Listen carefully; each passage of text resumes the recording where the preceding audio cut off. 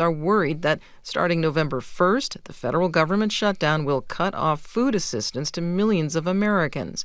Gina Plata-Nino is with the nonprofit group Food Research and Action Center. Our children, our older adults, our people with disabilities, our veterans, our working Americans who are trying to make ends meet. And this is the difference between them having something to put on their plates, being able to pay shelter, and so many things. Meanwhile, Oregon Democratic Senator Jeff Merkley is in the middle of a long speech on the Senate floor. It is not a filibuster, but Merkley says he is protesting what he says is President Trump's growing authoritarian grip on the U.S.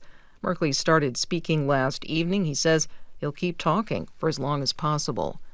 Officials in Alaska say hundreds of people are sheltering in Anchorage. A typhoon crashed into Alaska's west coast earlier this month, killing at least one person. Villages have been flattened. Erosion on the Alaska coastline has been significant.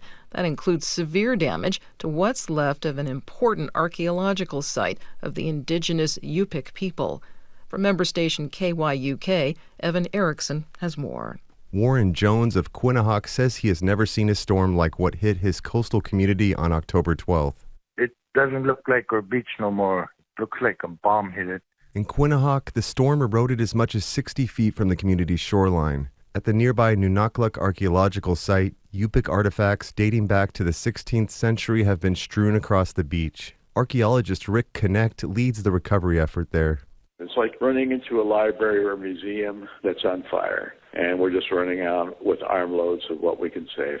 Connect says thousands of pieces have been recovered from the beach thanks to local volunteers. For NPR News, I'm Evan Erickson in Bethel, Alaska. Russia launched a massive attack on Ukraine overnight with missiles and drones. NPR's Hanna Palomarenko reports from Kyiv. Ukrainian officials say at least 6 people were killed and dozens of others were wounded. The Ukrainian State Emergency Service posted a video in which a drone can be heard flying during a rescue operation in the capital. The Russian attack continued until morning. In addition to residential areas that came under fire, Russians targeted energy infrastructure. The Ukrainian Ministry of Energy announced emergency power outages in most regions. With the onset of cold weather, Russia has increased the number of strikes on energy infrastructure, coal enterprises, and oil and gas industry facilities. Hanna Polomarenko, NPR News, Kyiv. On Wall Street, the Dow was down 70 points. This is NPR. Okay, this is the last day of our fundraising drive. We've been doing this all week long. As you may have heard, the government has taken away all the funding for public radio and public TV. So we are more dependent than we've ever been before on the generosity of people who listen to the station. Here's the number and the website, 888-897-9424, gbhnews.org. If you haven't contributed and you can swing giving us some support, that would be really great, especially if you listen to us a lot and you like what you hear here. Today we have a special thank you gift if you can swing $10 a month, and that would be soft cotton, Jim, very soft cotton. It's pretty nice. Black T-shirt. It says on the front, keep the free press free, and on the back it says, love it, fund it. So that's our mantra for today, Jim. If you like what you hear here, please contribute. 888-897-9424, gbhnews.org. Why don't you hold up the shirt so everybody can see it? I don't have the shirt, Jim. Okay, fine. So why don't you not hold up the shirt so everybody can see it? It is cotton. I'm going to talk a lot about cotton today because cotton matters to me, and it is a cotton thing. And you know what else it is? It is new. No disrespect intended to be. It's new, you're right. Like the fanny pack and that wet bag or whatever the hell that thing is. Wait a minute. We have the this new is approved. A new The crank radio is new No, the this crank year. radio is updated. It's updated. It's called the Odyssey. The Odyssey. Okay, fine. It's not today, though. Marjorie says not helpful. 888-897-9424, gbhnews.org. It's the last day. If you've been procrastinating like we all do, and you want to participate in this because you care about what you hear from our colleagues from dawn to dusk and beyond, right now, today is your opportunity again. And it's really fast, 888-897-9424, gbhnews.org. And if you have time to leave a note, like some wonderful listeners have done when they made contributions, we love that too.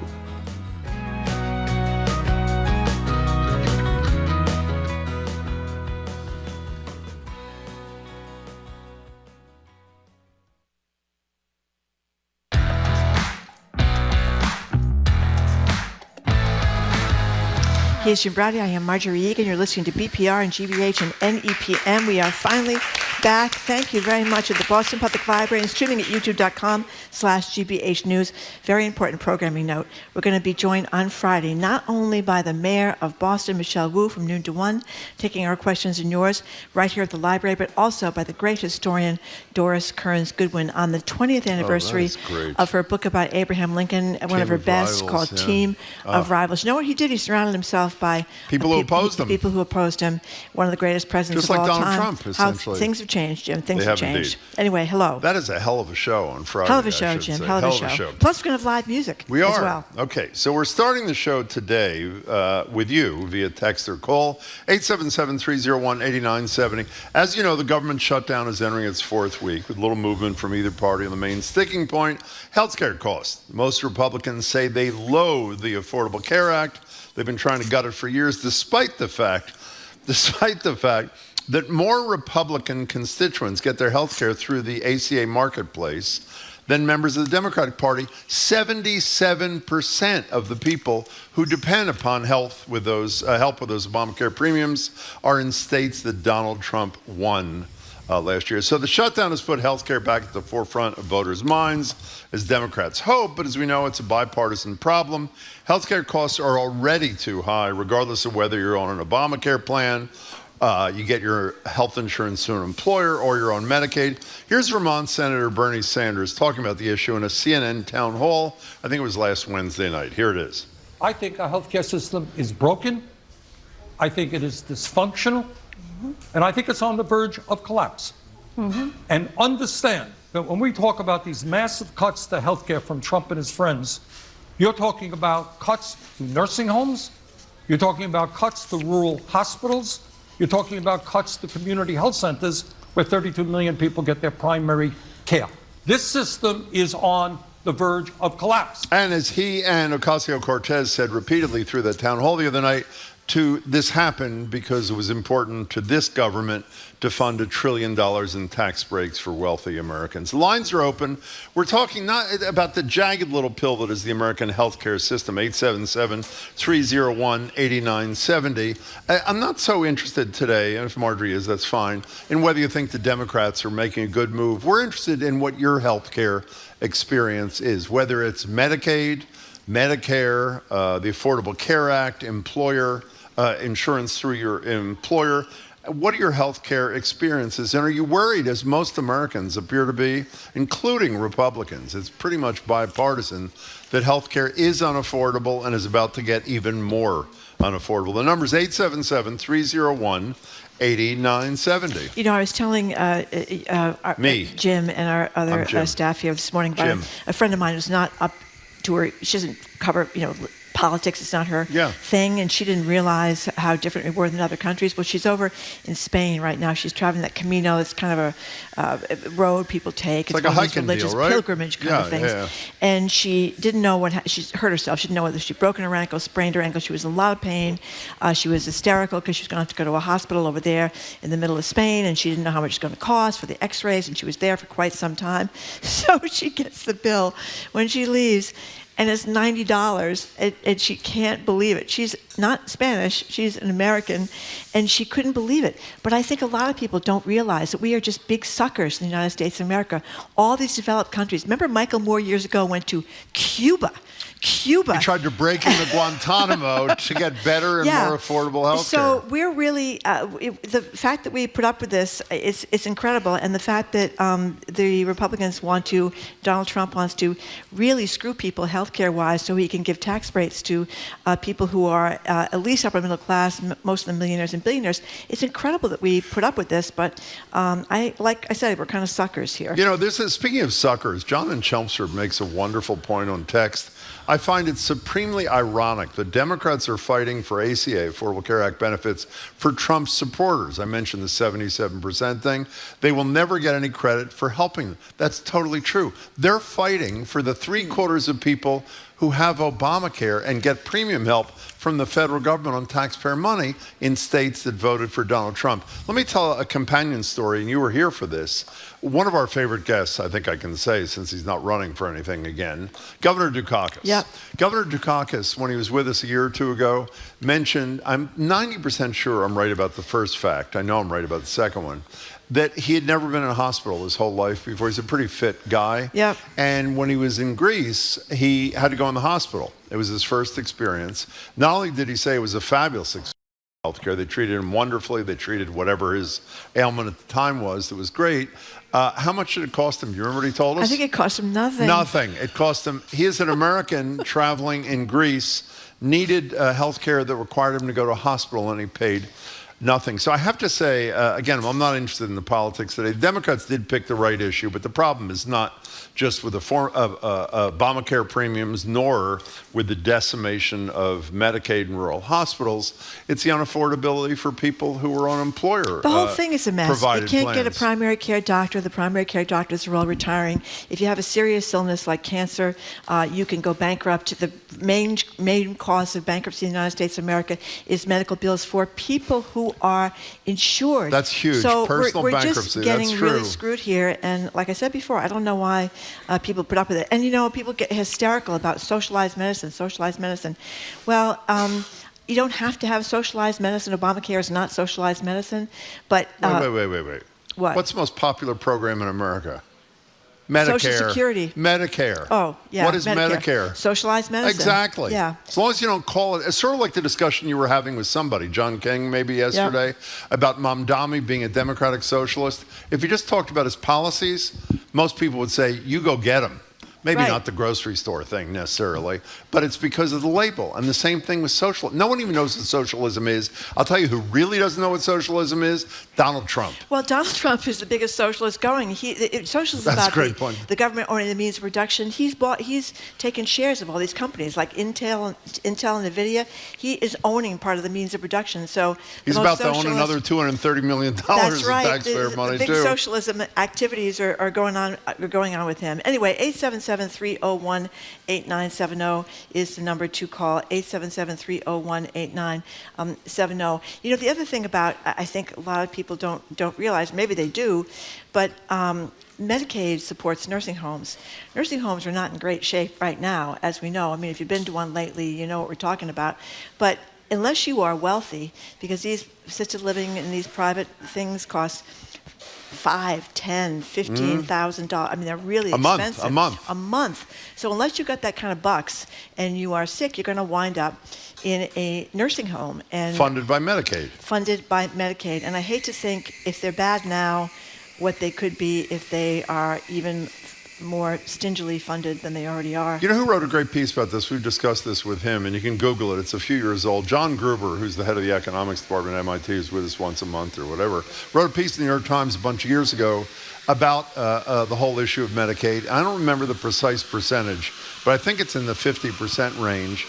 Doesn't go to poor people because there's not much sympathy for poor people these days, at least not as much, in my opinion, as there should be, but by, as you say, middle-class people whose parents and grandparents are in nursing homes. In any case, 877-301-8970 is our number to text or call about your healthcare experiences. And by the way, if you own a condo and a house and you wind up in a nursing home, the moment you can't pay, you know what happens? The government takes your house or your condo. I don't know if people are planning ahead for these situations. Actually, it even comes earlier. You have to, unless you do one of these things you hear on the radio all the time, these irrevocable trusts. Right. 5 years before you have to go into a nursing home, you're totally screwed. This is a wonderful country for healthcare. And we should just say, you gave the Greece, and we give the Greece and the Spain example. We're the only Western nation that does not have universal healthcare. Yeah. And as somebody was saying to us, I forget who, but other than Ocasio-Cortez and Sanders, who were together in that CNN town hall last week, there's virtually nobody else who relentlessly talks about how obscene it is that people, as you say, are bankrupted. And it's not, by the way, it's not just bankrupt. The fear, I try to talk about fear whenever we can on the show, the fear in people's hearts, who may be healthy, by the way, are worried about themselves getting sick, a relative getting sick, a kid getting sick. When you see some of the stories, when the Republicans first gutted Medicaid in the so-called big, beautiful bill, do you remember all the interviews in responsible news outlets about people whose daughter or son was totally dependent upon Medicaid funding for survival? Yeah. And whether it disappears Disabled under these people. cuts, the fear that it will disappear is totally disabling. Let's take some calls. Let's go to Marina in East Brookfield. Thank you for calling. Hi, Marina. Hi. Hi. We can, yes. Hi. Okay, so I wanted to tell my recent experience with Medicare. Sure. I went to the doctor for my exam, and the blood tests that they always take suddenly are no longer covered by Medicare. Their well care is no longer covered by Medicare when they cover once a year to go for checkup. Yeah. So it's been We're going to put you, hey, Marina, don't go away. We're going to put you on hold for a second, only because the connection is rotten. Walk to another room in your house or something, and we'll get back to you in about 30 seconds. By the way, the Medicare money that they're trying to cut is more hidden. But if you Google, do a little research, and it's complicated, and I can't explain it very well, but there's going to be cuts to Medicare as well. We just don't hear as much about them. I think that they don't want to talk much about them because people over 62 or 65 or whatever it is often are depending on Medicare. But Medicare You've mentioned that 2 days in a row. I'm not familiar with it. If one of our colleagues can check that out, it's please. It's complicated. It's I know, programs. but we should explain it. If we're scaring people, we maybe should find out what it is. That's why I couldn't explain it, because I didn't understand Well, then it. maybe we should find out what it is. If we'll let you know in a second what it is. Marina, apparently the sound is fixed. Back to East Brookfield. Hi. Okay. Hi. So this is what I asked the doctor about it, as a matter of fact, when I got a $900 bill for my blood work. Yeah. And she said that Medicare has changed what they'll pay for. So they won't pay for well care and they won't pay for yearly checkups, which is insane. It's like the absolute opposite of what we should have. But I also said, how do you know if you have a person has high blood pressure or thyroid problem or whatever, if you don't do the blood work? So it just is kind of counterproductive.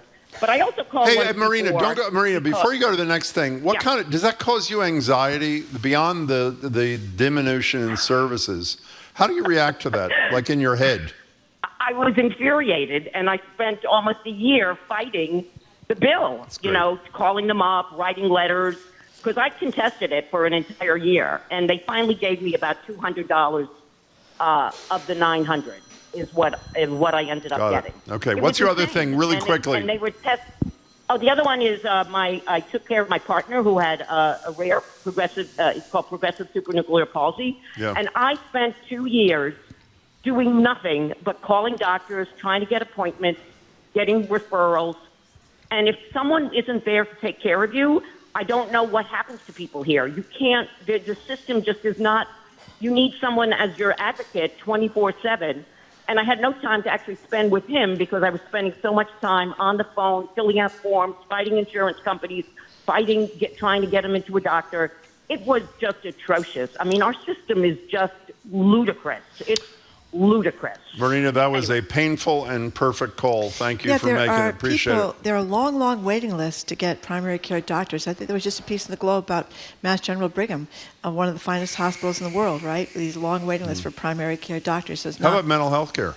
Oh, forget that. If you find a shrink, and this is not to disparage them because they're really important, psychologists, psychiatrists, social workers, try finding one that takes insurance. It's very because difficult. of what Marina said, because it's a paperwork. nightmare. Yeah. Peter in Newburyport, thank you for calling. Hi, Peter. Hey, guys. Long time. Thank you. Thank you. Awesome. I've worked in the payer system, the large, regional and larger health plans, and also the pharmacy benefit world. And I personally think that having the government just take it over isn't exactly the right thing to do. I think we need to address what is covered, how we cover things. Because you have drugs that cost $20,000, $30,000 a pop for a month, and have you.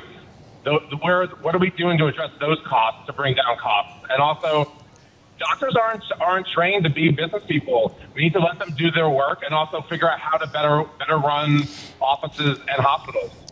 Well, Peter, as you know, we're getting screwed there again because in other countries, people aren't paying nearly the amount of money that we are for pharmaceuticals in the United States. I mean, we're getting totally ripped off there. So I think that has to do with lobbyists and pharmaceutical lobbyists down in D.C.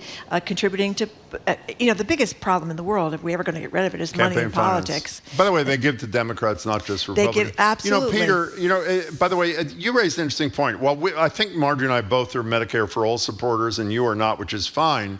The issue is not what's the perfect solution. The issue is, which you would agree with, the system is broken, and it's incumbent upon elected officials to have this debate to decide how we make it better. And the only debate we ever hear is the Republicans talk about eliminating fraud and inefficiency, which means we need money to fund tax cuts. So something's got to happen, and thank you for calling us, and we'll hope to call us again.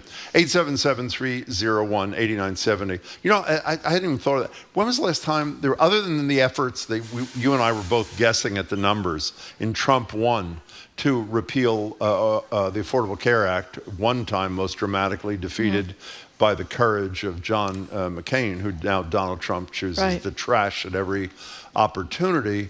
When was the last time there was a real debate about whether it's Medicare for all or just adjusting employer-based plans? Anything that would improve the affordability and access that people need. I think it was back when we were fighting about Obamacare. But Joe Biden, who people don't I remember him like as president, very much, right? he did put that cap on how much you have to spend out of pocket on Medicare, which is a big deal. Which is a big deal. I think that will matter tremendously to people. Mary in Dorchester, thanks for calling. Hi, Mary. Hello. Hi. So I get my insurance from the Health Connector, and currently I pay $616 a month. Yesterday I got a notice in the mail telling me that as of January it's going up to $1,720.14.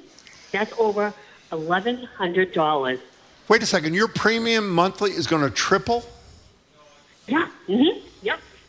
This system is not broken. It is absolutely shattered. Hey, Mary, what are you going to do about that? I don't know. I'm going to have to pay it. What else can I do? And can you afford it? No. So what are you going to do to pay it? Peanut butter and jelly, I guess. No, I'm serious. I mean, I assume that's a serious answer, right? You got to cut back on something, yes? Yeah, you have to cut back on everything. I mean, this is the thing. I'm like, well, this is 2014 from 616. Like, where the hell do they think people I'm 64 years old. I'm getting older, not younger. Hey, Mary, can you stay on hold? I have a feeling one of our reporters, with your permission, might want to talk to you. Yeah, Mary, we'll take your contact. Where did you say you're getting your health care coverage from? The Connector. The Connector. Here, Massachusetts. That's Mass Health. Yeah. No, it's the Connect. No, the Connector's different? Yeah, by the way, you're listening to BPR. Time for a pledge break here, but only on GBH. Think about it. For 3 hours every day, you get to hear thought-provoking conversations on local, national, and international issues for free.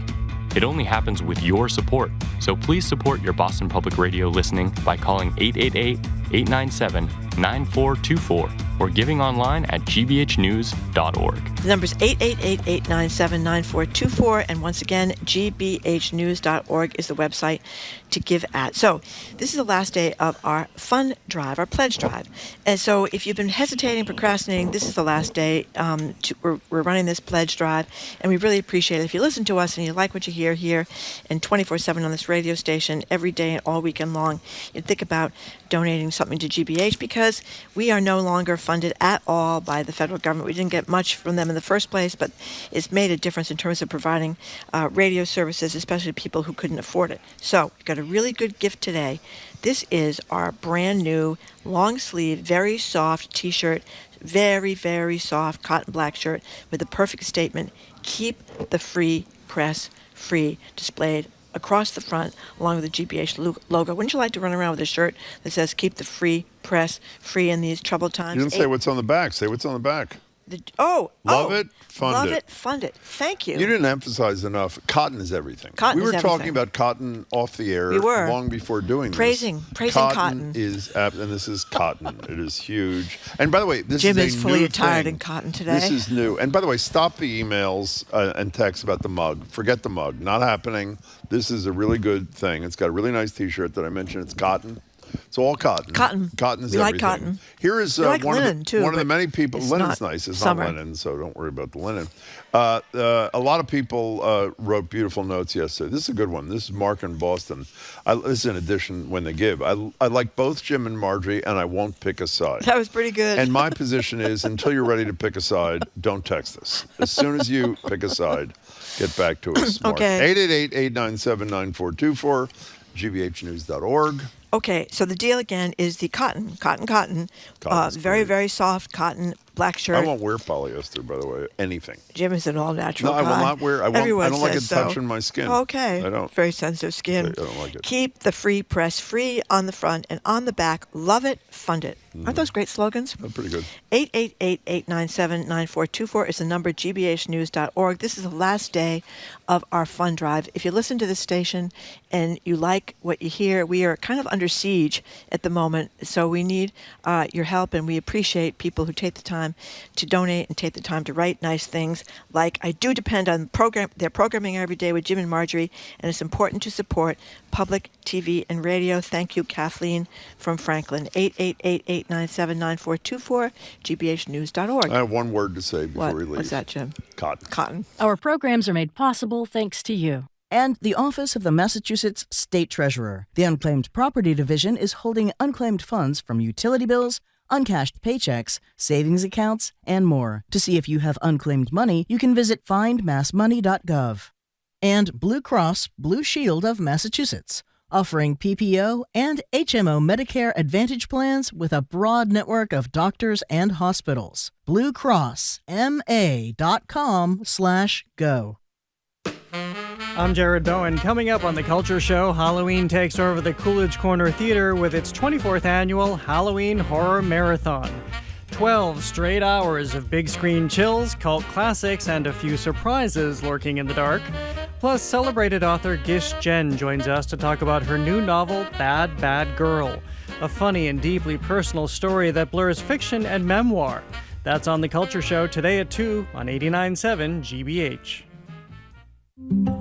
A growing network of top colleges is working to recruit more rural students, an effort they hope can help bridge cultural divides. Serving the entire United States, not just the big cities.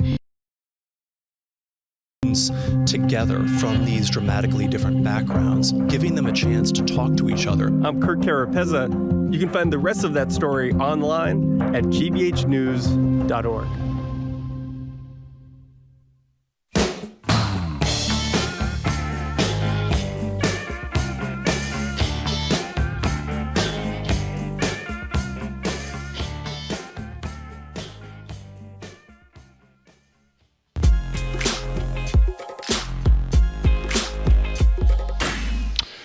Okay, welcome back to BPR and GBH and NEPM. Marjorie Egan and Jim Browdy live at the library, streaming at youtube.com/GBH News. We were actually back here on Friday, 11:30. We're joined with one of our favorite guests, Doris Kearns Goodwin, celebrating the 20th anniversary by one day off. It's actually Saturday, of the publication of her fabulous book on A Team of Rivals, obviously about Lincoln.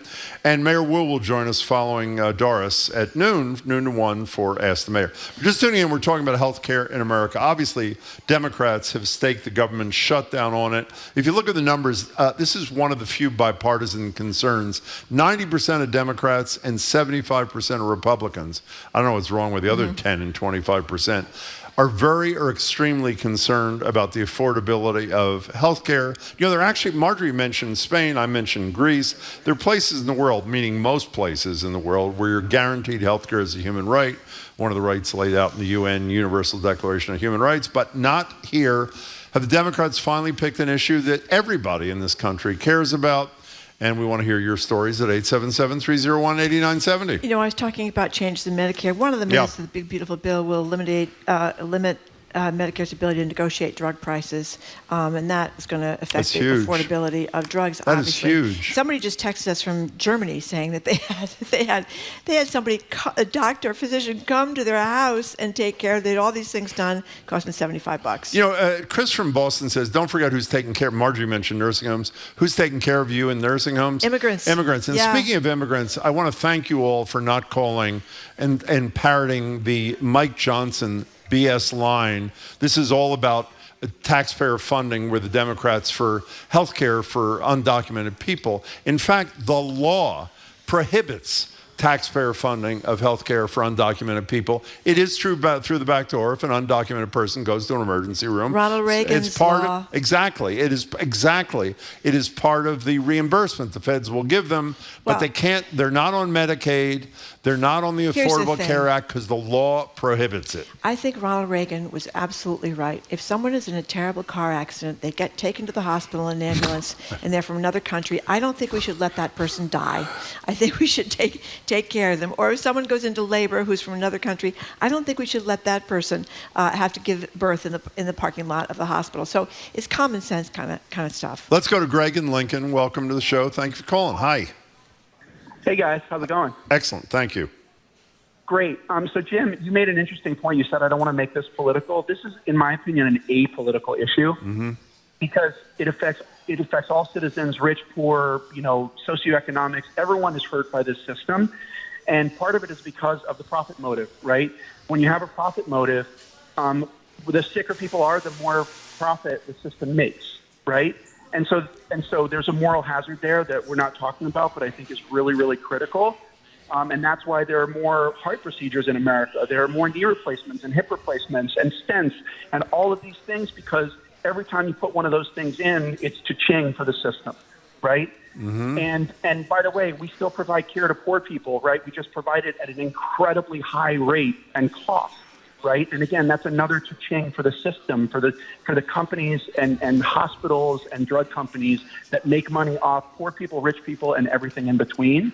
Greg, before the last thing, and I do want to hear the last thing, is Greg Cole. Are you in the industry? Are you in the industry? You sound like you know a lot about this. I'm not in the industry. This is just this like permeates my inner being, and it permeates every American's inner being. I think. Go ahead. You had your last point. I'm sorry. Go ahead. I was just going to say that, listen, like we've got great, providers and hospitals in America, but if you asked 1,001 Canadians, French people, Australians, Japanese, Germans, if they would move to the United States, unless you gave them $1 billion to do it, 999 of them would say, no, hard pass, no thanks. I don't want a system where my healthcare is linked to my employment and where it's the best system in the world, but it has the worst health outcomes in the world. No thanks, I'll stay in my country. Greg, that was fabulous. Call us again. You're listening to BPR, time for a pledge break, but just here on GBH. If you listen to Boston Public Radio 3 hours a day, that's 15 hours a week, 60 hours a month, and 720 hours a year. Maybe it's time you pitched in. Call 888-897-9424 or give online at gbhnews.org. 888-897-9424 is the number. Again, gbhnews.org is the way to donate. And we hope you can donate today if you haven't donated during this pledge drive, because this is the last day. It is over. No more of us trying to entice you here with these wonderful gifts for thank you gifts this like is we a good have one, today. Actually. This is a really good one. Yeah. This is a really good one. For $10 a month, the soft cotton black shirt with this great logo on the front. Keep the free press free. And the free press, you may have noticed, is under siege. It's not just us, public radio and public TV. It is all over the country. And the logo, and then on the back, there's a smaller, love it, fund it. We had Michael Kirk on yesterday from Frontline. Frontline won a Pulitzer, an Academy Award, an Academy Award. They should have won a Pulitzer. Academy Award for reporting on Ukraine when it first happened. Michael Kirk and his team did a great piece on RFK Jr. and what he means. Best political documentaries in America. Yeah, they are great. That's the kind of stuff that costs money to do, and that is the kind of stuff, the kind of reporting, the in-depth reporting you're not going to see anyplace else. Anyway, 888-897-9424, gbhnews.org. So here's Patricia from Worcester, who, like many of you, take the time to write a brief note, which is really nice when you're making a contribution. I love Jim and Marjorie every day from 11 to 2. So she doesn't just love us, she loves us every day. I love that, She goes on Jim. to say, I like all the other programs as well. And James from Salem says two things. One, BPR lifts up my thoughts and spirits every day. That's in capital letters. You see what else he says? What? Cotton is everything. Cotton. Okay. He didn't say that. 888-897-9424, gbhnews.org. Listen Do you to like this. non-cotton things touching your skin? Be honest. I do like what? cotton. Sometimes they sneak in spandex. I've noticed in a lot of women's clothes now. If it's like under 5%, it's bearable. Okay. Over 5%, if it's not natural, like cotton. What's another natural Jim thing? is an all-natural kind of I am guy. an all-natural That's what he thing. says anyway. Okay. Okay. Karen from Essex, listen to this. I listen daily to the news and Jim and Marjorie, but I also love to go to my sewing room on Sunday afternoons and listen to Milk Street and Rick Steves while I work. Thank you. Again, we had Chris Kimball from Milk Street on, a brilliant, I remember that was yesterday. all those brilliant cookbooks he has. He has a radio show every Sunday afternoon. Carla from South Hamilton Rick is Steves. mentioning Chris Kimball and Sy Montgomery. Sy Montgomery. Two of their favorites. Sy's on today. I mean, she's a preeminent expert naturalist on in America, yeah, the she world. is. Rick Steves, who knows more about Europe and fine wine than Rick Steves, who's actually doing a wine thing. That's another gift, but you're too late for that one. Anyway, sorry. 888-897-9424, gbhnews.org is the way to give, and we greatly, greatly appreciate your generosity. Funding for our programs comes from you. And Forge Heat Pumps in Newton. Forge's in-house team designs and installs all-in-one heat pump systems that deliver heating and cooling year-round. Details at forgeheatpumps.com. And the DeMoore McKim School of Business at Northeastern University, where MBA and master's degree students can build vital business skills through experience. Learn more at northeastern.edu/business. The surges of federal immigration enforcement are having a negative impact on the number of children in Massachusetts who are getting vaccinated. We have seen in the adult population, there hasn't been a significant drop in people coming in for appointments, but we have seen that in the pediatric population. I'm Mark Kurz. We continue our series Unraveling Immunity tomorrow on GBH's Morning Edition, starting at 6 on GBH 89.7.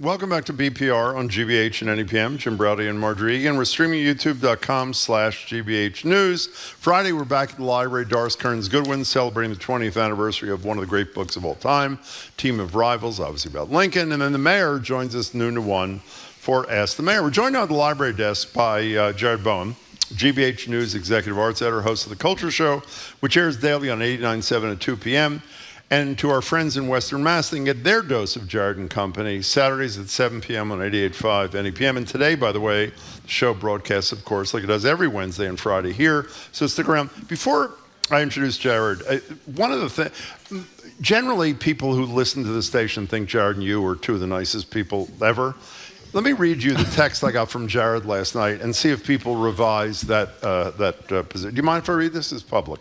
Here he is. Text me last night. He says, I'm at my table at Toscano's. Are you stuck in the line outside? I can help get you in if you need help. Now, what kind of person sends that kind of text to another human being? I think I can help get you in. I think that's a really nice person there who recognized that you were stuck outside and desperately wanted to help. Okay, Very was nice. it his? Oh, by the way, that'd be Jared Bowen. Hello, Jared. Nice to see you. Good to Thank you see very you, too. much. Hello, Jared Bowen.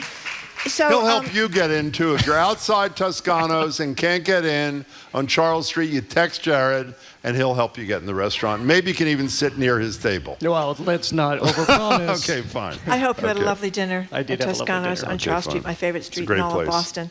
So this Louvre jewel heist One of the greatest with ever all these stories. gorgeous sapphires and diamonds, and what's the scoop? Well, the scoop is we don't know. I mean, for people who don't know, I think this has been so covered, but let's quickly go through what happened because it's just so outrageous. So it was on a Sunday morning at 9:30 in the morning when the thieves rolled up, put up a ladder against the side of the Louvre, climbed into the building, took their saw to cut through the glass. I mean, they clearly knew what they were doing, and there are now a few different theories. One is that it was a commissioned theft, so people could obtain these jewels.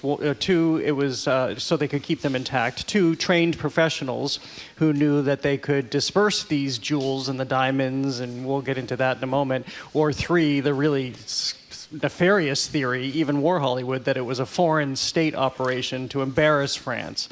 So at any rate, as I said, the thieves broke into the Apollo Gallery, which, by the way, I thought, this looks very familiar. I looked up the last time I was at the Louvre about a year and a half ago. I went through that gallery. I got to see all the crown jewels, and they are you go there is because they have these massive jewels in some cases, aside from the tiaras and the brooches and the pendants.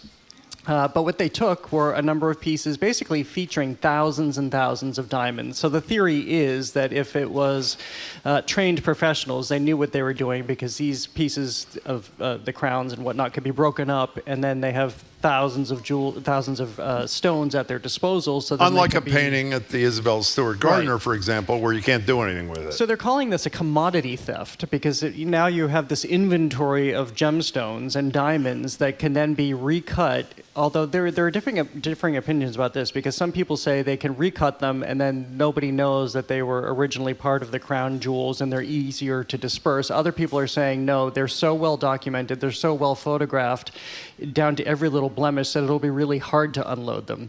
So I mean, that's what gives me hope. As I've covered the Gardner theft over years and years, many people have said the same thing. Either these things come back right away or they don't come back for a really long time, or in this case, as many people are saying, they get broken up and they never come back. You know what's incredible to me is yesterday, as I assume most people know, the museum was closed again, and it wasn't closed for reasons I thought it was. You know, they're investigating. It's because the security guards were essentially doing a protest thing. And then I read these statistics, which I almost had to do a double take. 75% of the Richelieu wing, whichever wing, I don't know what that is, but the Richelieu wing does not have a camera. 1/3 of the Denon wing, which is where these things where they're stolen, 1/3 of that area does not have a camera. How can the Louvre not have a camera, have scores of cameras on every inch of the damn museum? I just don't understand it. I can tell you, I understand it. What is it? I mean, the last time I was there, I experienced exactly what the guards have been talking about, and a lot of what France has been talking about. There is so much overcrowding, which suggests mismanagement of the museum at this point. When I was there, I remember there being construction in one of the inner courtyards. It would be impossible for a museum of that size, when you have probably thousands of employees, to understand, unless they're getting a daily briefing, which I'm sure they're not, what construction is happening in which wing, and then you have to remember this. So I think back to the day that I looked outside and saw these construction crews. Granted, I was a patron and not a guard, but if you look official, you look official. We also have to remember this is state-funded. Now, up until this administration, I was arguing that arts in this country should be state-funded. I no longer argue that because it can go away at any moment. But even state-funded in Europe means it doesn't mean it's well-funded. So you have overcrowding, you have myriad issues that the government is trying to contend with, including homelessness and medical care and all of these issues, and the museums get a certain allotment. So I completely understand why they maybe have not made the investment in cameras and all of the security that they needed. Of course, hopefully that will change now. So the video that we have seen of some of the actual thieves is from a human, not, I mean, No, I haven't even seen that. Oh, it's from a distance. Yeah, you can see them breaking into the cases. But I'm 90% sure the video is made by just someone at the museum, as opposed to a security camera, which is just, the security, I understand everything you say, and I'm sure it's all true. The notion that they're not, at minimum, forget humans, cameras every single place with people able to monitor them, is and also the thieves. I mean, I hate to romanticize it, because obviously there's all you these condemn movies this. About this. Like what? Thomas Crown affair, which was shot here in Boston, by the way. It was shot here in Boston, but the story that it was saying that the best one is the one with Pierce Brosnan, says it's very sexy. Brosnan, yeah, and Rene Russo. So I haven't seen that one. The one I saw was with What's Steve that called? McQueen Oh, that's a Thomas Crown Affair. Thomas Crown Affair Part 2. Oh. Yeah, How to Steal a Million. That was a really old one with Audrey Hepburn, and of course Ocean's 8 and Ocean's 11. Those ones. And that also gives us our conception of what security is like. You think of Tom Cruise breaking through the roof and there are laser beams that he has to crawl over. That's not real security in most of these museums. In private museums, yes, they can afford things of that nature, but certainly not in these massive museums. But technology has gotten so inexpensive to some degree. You can have cameras everywhere. Everybody has them in their home, at their front door, that hopefully it'll be easier to do this from here on out. It also has been so fascinating to read about these other museum heists. They talk years ago, more than 100 years ago, the Mona Lisa. A guy, I didn't even know this. A former worker at the Louvre just walked up to the Mona Lisa, put it under his coat, and walked out of the Louvre. And for 2 years it was gone. For 2 years it remained missing, but it reappeared after Perugia tried to unload it in Italy. That was the worker.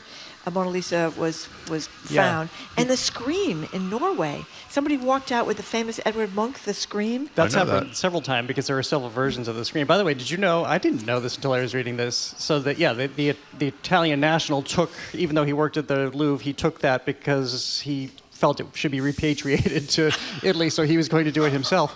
But also, Picasso was a suspect at one point because he had purchased 2 pieces which he knew were looted. Maybe he wasn't a suspect, but he turned himself in because he had purchased 2 pieces that he knew or later learned somehow to be stolen. So to make sure that he turned away from him, he turned himself in and those objects in. One more thing, and then I'll leave it because I twice said I don't want to romanticize this, but I'll do it a third time.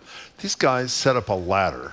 They climb up a ladder. They're old school, at Jim. 9:30 in the morning. I mean, the whole thing is the brilliance, even though we all hope they get caught and everything is retrieved and all that stuff. It's just an incredible story. By the way, speaking of beautiful works of art, apparently, here's an anonymous texter saying, Jared is looking lovely in that window light. So there you go. Oh, thank you. There it is. There's one last one I just wanted to mention. In 2010, which wasn't that long ago, the guy that was known as Spider-Man for his acrobatic burglary slipped through the window at the Musée d'Art Moderne in Paris and made off with works by Picasso, Matisse, Modigliani, Braque, and Leger. Maybe that was Spider-Man. Was that a movie or is that a real thing? No, I'm serious. Oh, well, that's the other part of this. But none of the works have been found. There have been a number of thefts in France. This is the 3rd or 4th that has happened in recent months. And only one of them have they actually caught the thieves. So there is something happening here. I think I saw Juliette Kayyem quoted. Is she coming on right after? She is, yes. You can ask her that you might be prudent to think that these are connected with this succession of thefts. And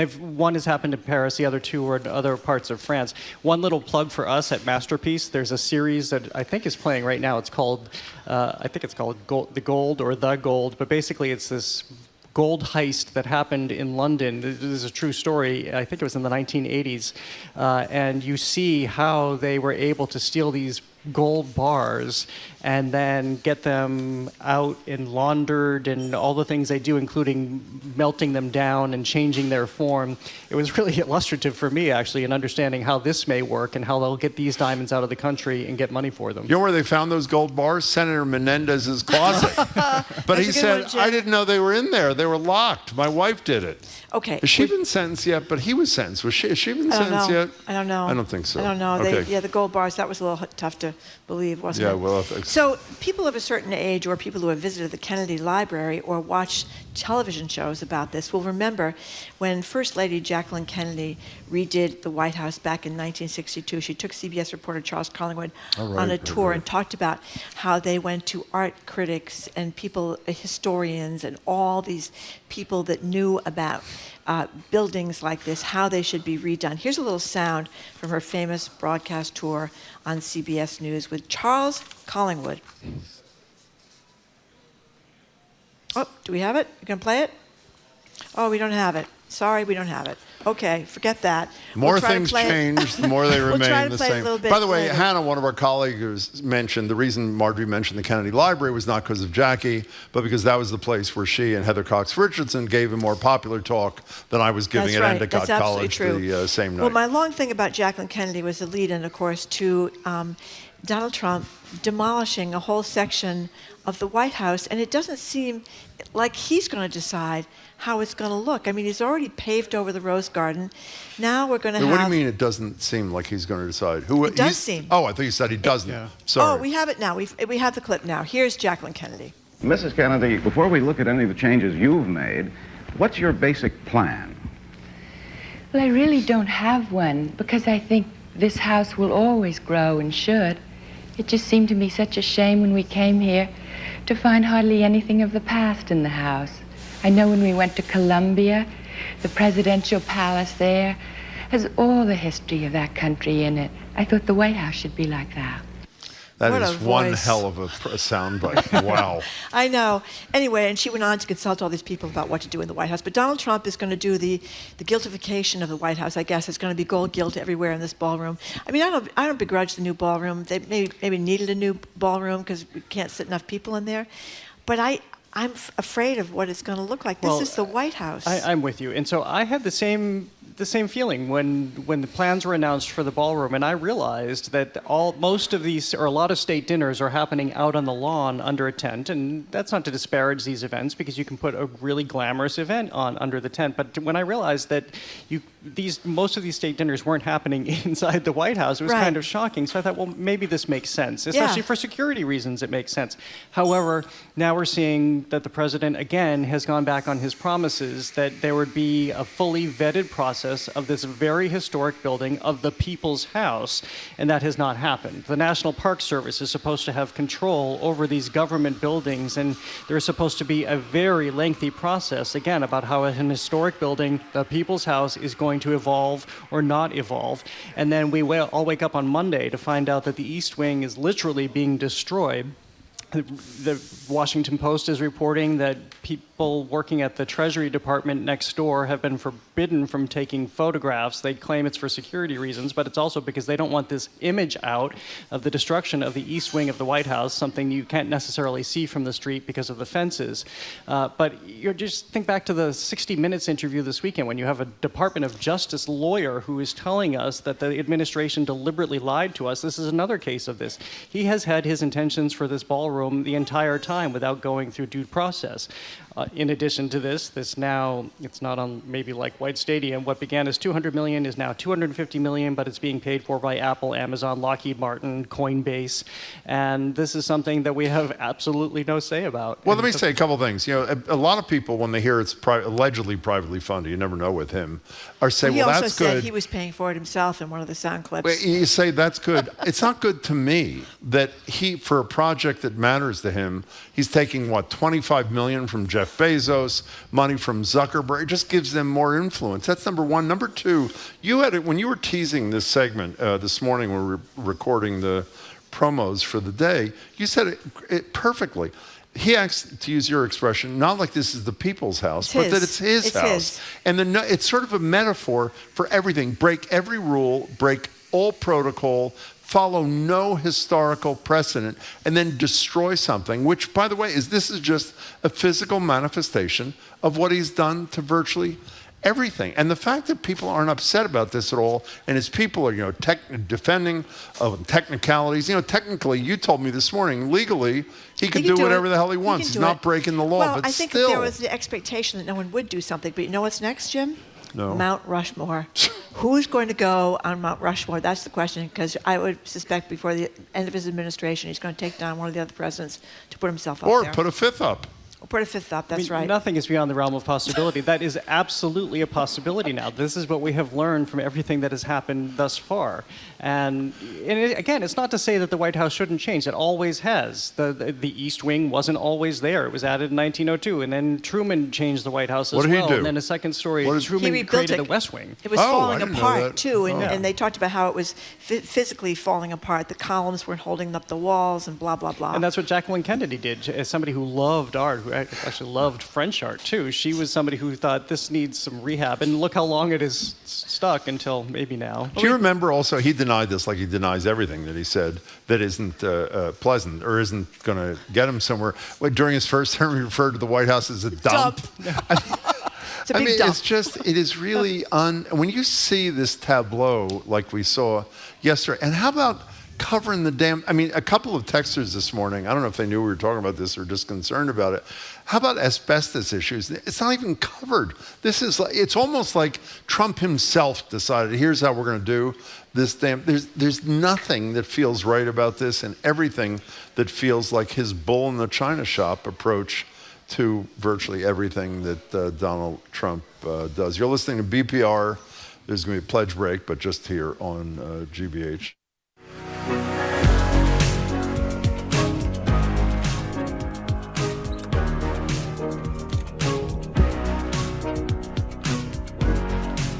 GBH is now primarily funded by listeners and local businesses. We used to get some federal funding, but that's now gone. And that's why your monthly sustaining membership on this last day of our fall membership drive is absolutely essential. Please give online at gbhnews.org or give us a call at 888-897-9424. I'm Zach Finn, and I'm here with Kiki Lua. Trusted news outlets are more crucial than ever. NPR and GBH stand as beacons of truth and reliability. But to continue providing accurate and unbiased news, we do need your financial support. Right now, the goal is to receive 10 contributions in the next 5 minutes. 10 contributions, 5 minutes to do it so you can support BPR. Your financial support helps combat misinformation and keeps our community and our country well informed.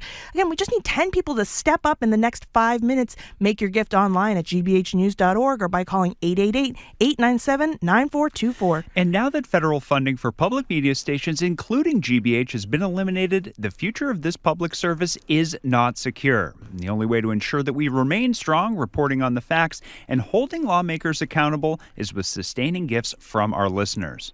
We ask you to stand with GBH in this moment, right now. The monthly sustaining membership, well, that's the best possible way that you can do that. Or you can increase your monthly gift by just a few dollars more. gbhnews.org or 888-897-9424. And today on this last day of the fall membership drive, when you support GBH, we will say thank you with our brand new long sleeve t-shirt. It's a soft cotton black shirt with the statement, "Keep the free press free," tastefully displayed across the front, along with the GBH 897 logo underneath. And on the back in smaller font is "Love It, Fund It." That way, whether you're coming or going, people know that you're supporting GBH 897. It is the last day of the membership drive, and we're encouraging you to stand with GBH and a free press by signing up as a sustaining member at just $10 a month and get the new t-shirt when you do. You can also give $120 all at once, gbhnews.org or calling 888-897-9424. Well, you know what they say. Time flies when you're having fun. It is already the last day of our fall membership drive. Now, you've probably been meaning to give and maybe even had your hand on the phone or the keyboard, and then, as always, there's some kind of distraction. Well, the time to support GBH and your main source for fact-based news is right now. So please, take a couple of moments to support this essential service. gbhnews.org or 888-897-9424. And the monthly sustaining membership is the best way to support GBH right now. It's quick and easy to set up. You just pick an amount that for a recurring charge from your bank account or credit card. Many people start at just $10 a month. With the loss of our federal funding, that consistent source of revenue means that we can keep you informed without having to live pledge drive to pledge drive. So please take a few minutes to sign up right now. $10 per month and get that fantastic t-shirt. gbhnews.org or by calling 888-897-9424. Trusted news outlets are more crucial than ever. And NPR and GBH stands as beacons of truth and reliability. But to continue providing accurate and unbiased news, we do need your financial support. And right now, we have a goal here, and we're moving fast, but we still need a little bit of help. We need 6 contributions in the next couple of minutes. And your financial support, well, it's essential. It helps combat misinformation, and it keeps our community and our country well informed. So very important. We're looking for 6 more contributions next couple of minutes. 888-897-9424, gbhnews.org. At its heart, public radio is a grassroots operation. You give money to GBH, we send money to NPR. NPR gives that money to its reporters, editors, and producers to create the finest journalism that you'll find anywhere. That model doesn't change because our federal funding is gone. In fact, it becomes even more important to the future of NPR and GBH. Please support the NPR news you get from GBH by giving just $10 or $15 per month right now. gbhnews.org or by calling 888-897-9424. And just a reminder here, today is the day to show your support. You can get a brand new long sleeve t-shirt, soft cotton black. It's got the statement, "Keep the free press free." So awesome. Such a great opportunity. So show your support. Give us a call, 888-897-9424.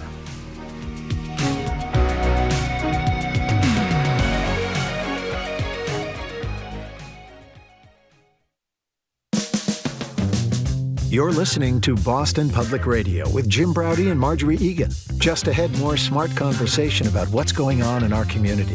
Stay with us here on GBH 89.7. You're listening to 89.7 WGBH HD1 Boston. Online at gbhnews.org. GBH News. What matters to you?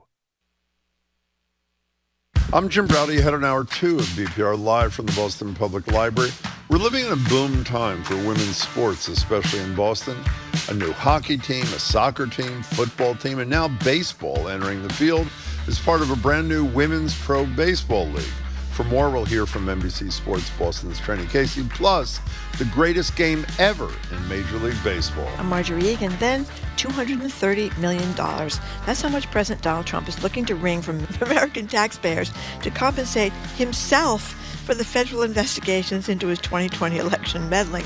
What are going to be the real-life impacts of Trump's latest get-richer-quick scheme? We'll ask Harvard's Juliette Kayyem. All that and more ahead. Hour number 2 of Boston Public Radio, 89.7 GBH, live from the Boston Public Library.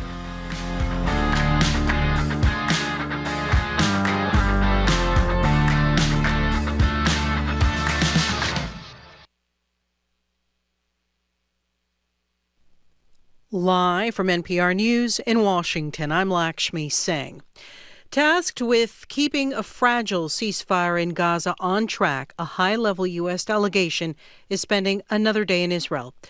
Vice President J.D. Vance met today with Israeli Prime Minister Benjamin Netanyahu. NPR's Greg Myrie reports on the mission as the Israel-Hamas ceasefire brokered by President Trump nears 2 weeks. Vice President Vance met Prime Minister Netanyahu in Jerusalem. Afterward, Vance told reporters, quote, "We have a very, very tough task ahead of us, which is to disarm Hamas but rebuild Gaza."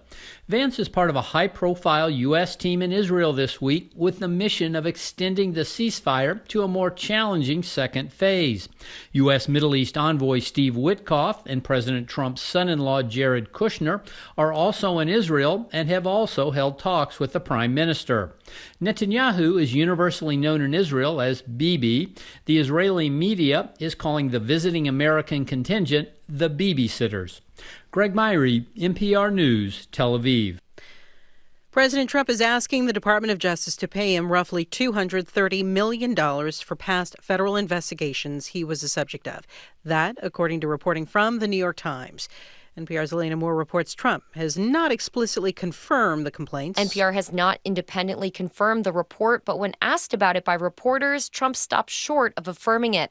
But he did say the Justice Department, quote, probably owes me a lot of money, and that he'd give any potential payment to charity or use it to keep restoring the White House. He also acknowledged the unusual nature of any potential payment from the DOJ. That decision would have to go across my desk. And it's awfully strange to make a decision where I'm paying myself. In other words, did you ever have one of those cases where you have to decide how much you're paying yourself in damages? But I was damaged very greatly. The report comes as critics of the White House have voiced concerns that Trump is using the agency for his own political and personal agenda. Elena Moore, NPR News. Disappointing earnings reports are weighing on the stock market to date. More from NPR's Scott Horsley. Netflix reported lower than expected profits for the first time in more than a year and a half. The streaming giant blames an unexpected tax bill from Brazil. Netflix says its programming is still drawing plenty of viewers, and revenues were in line with expectations. It could be a nail-biting holiday season for Mattel. The toy maker says big retailers have been cautious about placing orders this year. Demand for Hot Wheels and action figures are up, but sales of Barbie and other dolls, which are usually the company's biggest sellers, are down. Inflation in the UK was a little cooler than expected last month. Here in this country, we'll get the latest inflation scorecard on Friday, just in time for the Federal Reserve's next interest rate decision a week from today. Scott Horsley, NPR News, Washington. This is NPR. Good afternoon. With the latest from the GBH Newsroom, I'm Henry Santoro. The state's second largest healthcare system, Point 32 Health, is eliminating more than 250 jobs as part of its second significant workforce reduction this year. Boston Business Journal reports that the 254 jobs account for about 6.5% of the Canton-based company's workforce, and is more than twice as large as its first reduction in March. Point32 reported an operating loss of $96 million in the first 6 months of the year and says this most recent layoff is necessary to reduce administrative costs. As of September, the company had about 3,900 employees. In New Hampshire, Republicans have convinced John Sununu to get back into the game and run for Senate in the Granite State. Sununu, a former New Hampshire senator, says he's running to reclaim the seat that he held for one term before Democrat Jeanne Shaheen sent him packing in 2008. Shaheen is retiring next year. In sports, the Celtics tip off the season tonight against the 76ers on the parquet at the TD Garden. And in the forecast, the rain has ended, and we are starting to see some sunshine and blue sky this afternoon, but it probably won't be much since the sun will set at 5:51 today. Boo! Partly cloudy and upper 40s overnight, mostly sunny tomorrow, Saturday and Sunday as well. Temperatures in the upper 50s to low 60s. We're looking at 61 degrees in Boston right now, 63 in Providence. It's 59 in Worcester. I'm Henry Santoro. This is GBH News. Support for NPR comes from NPR stations. Other contributors include Fisher Investments. Fisher's dedicated team of specialists provide resources on investing, retirement income, estate planning, and more. Learn more at FisherInvestments.com. Investing in securities involves the risk of loss.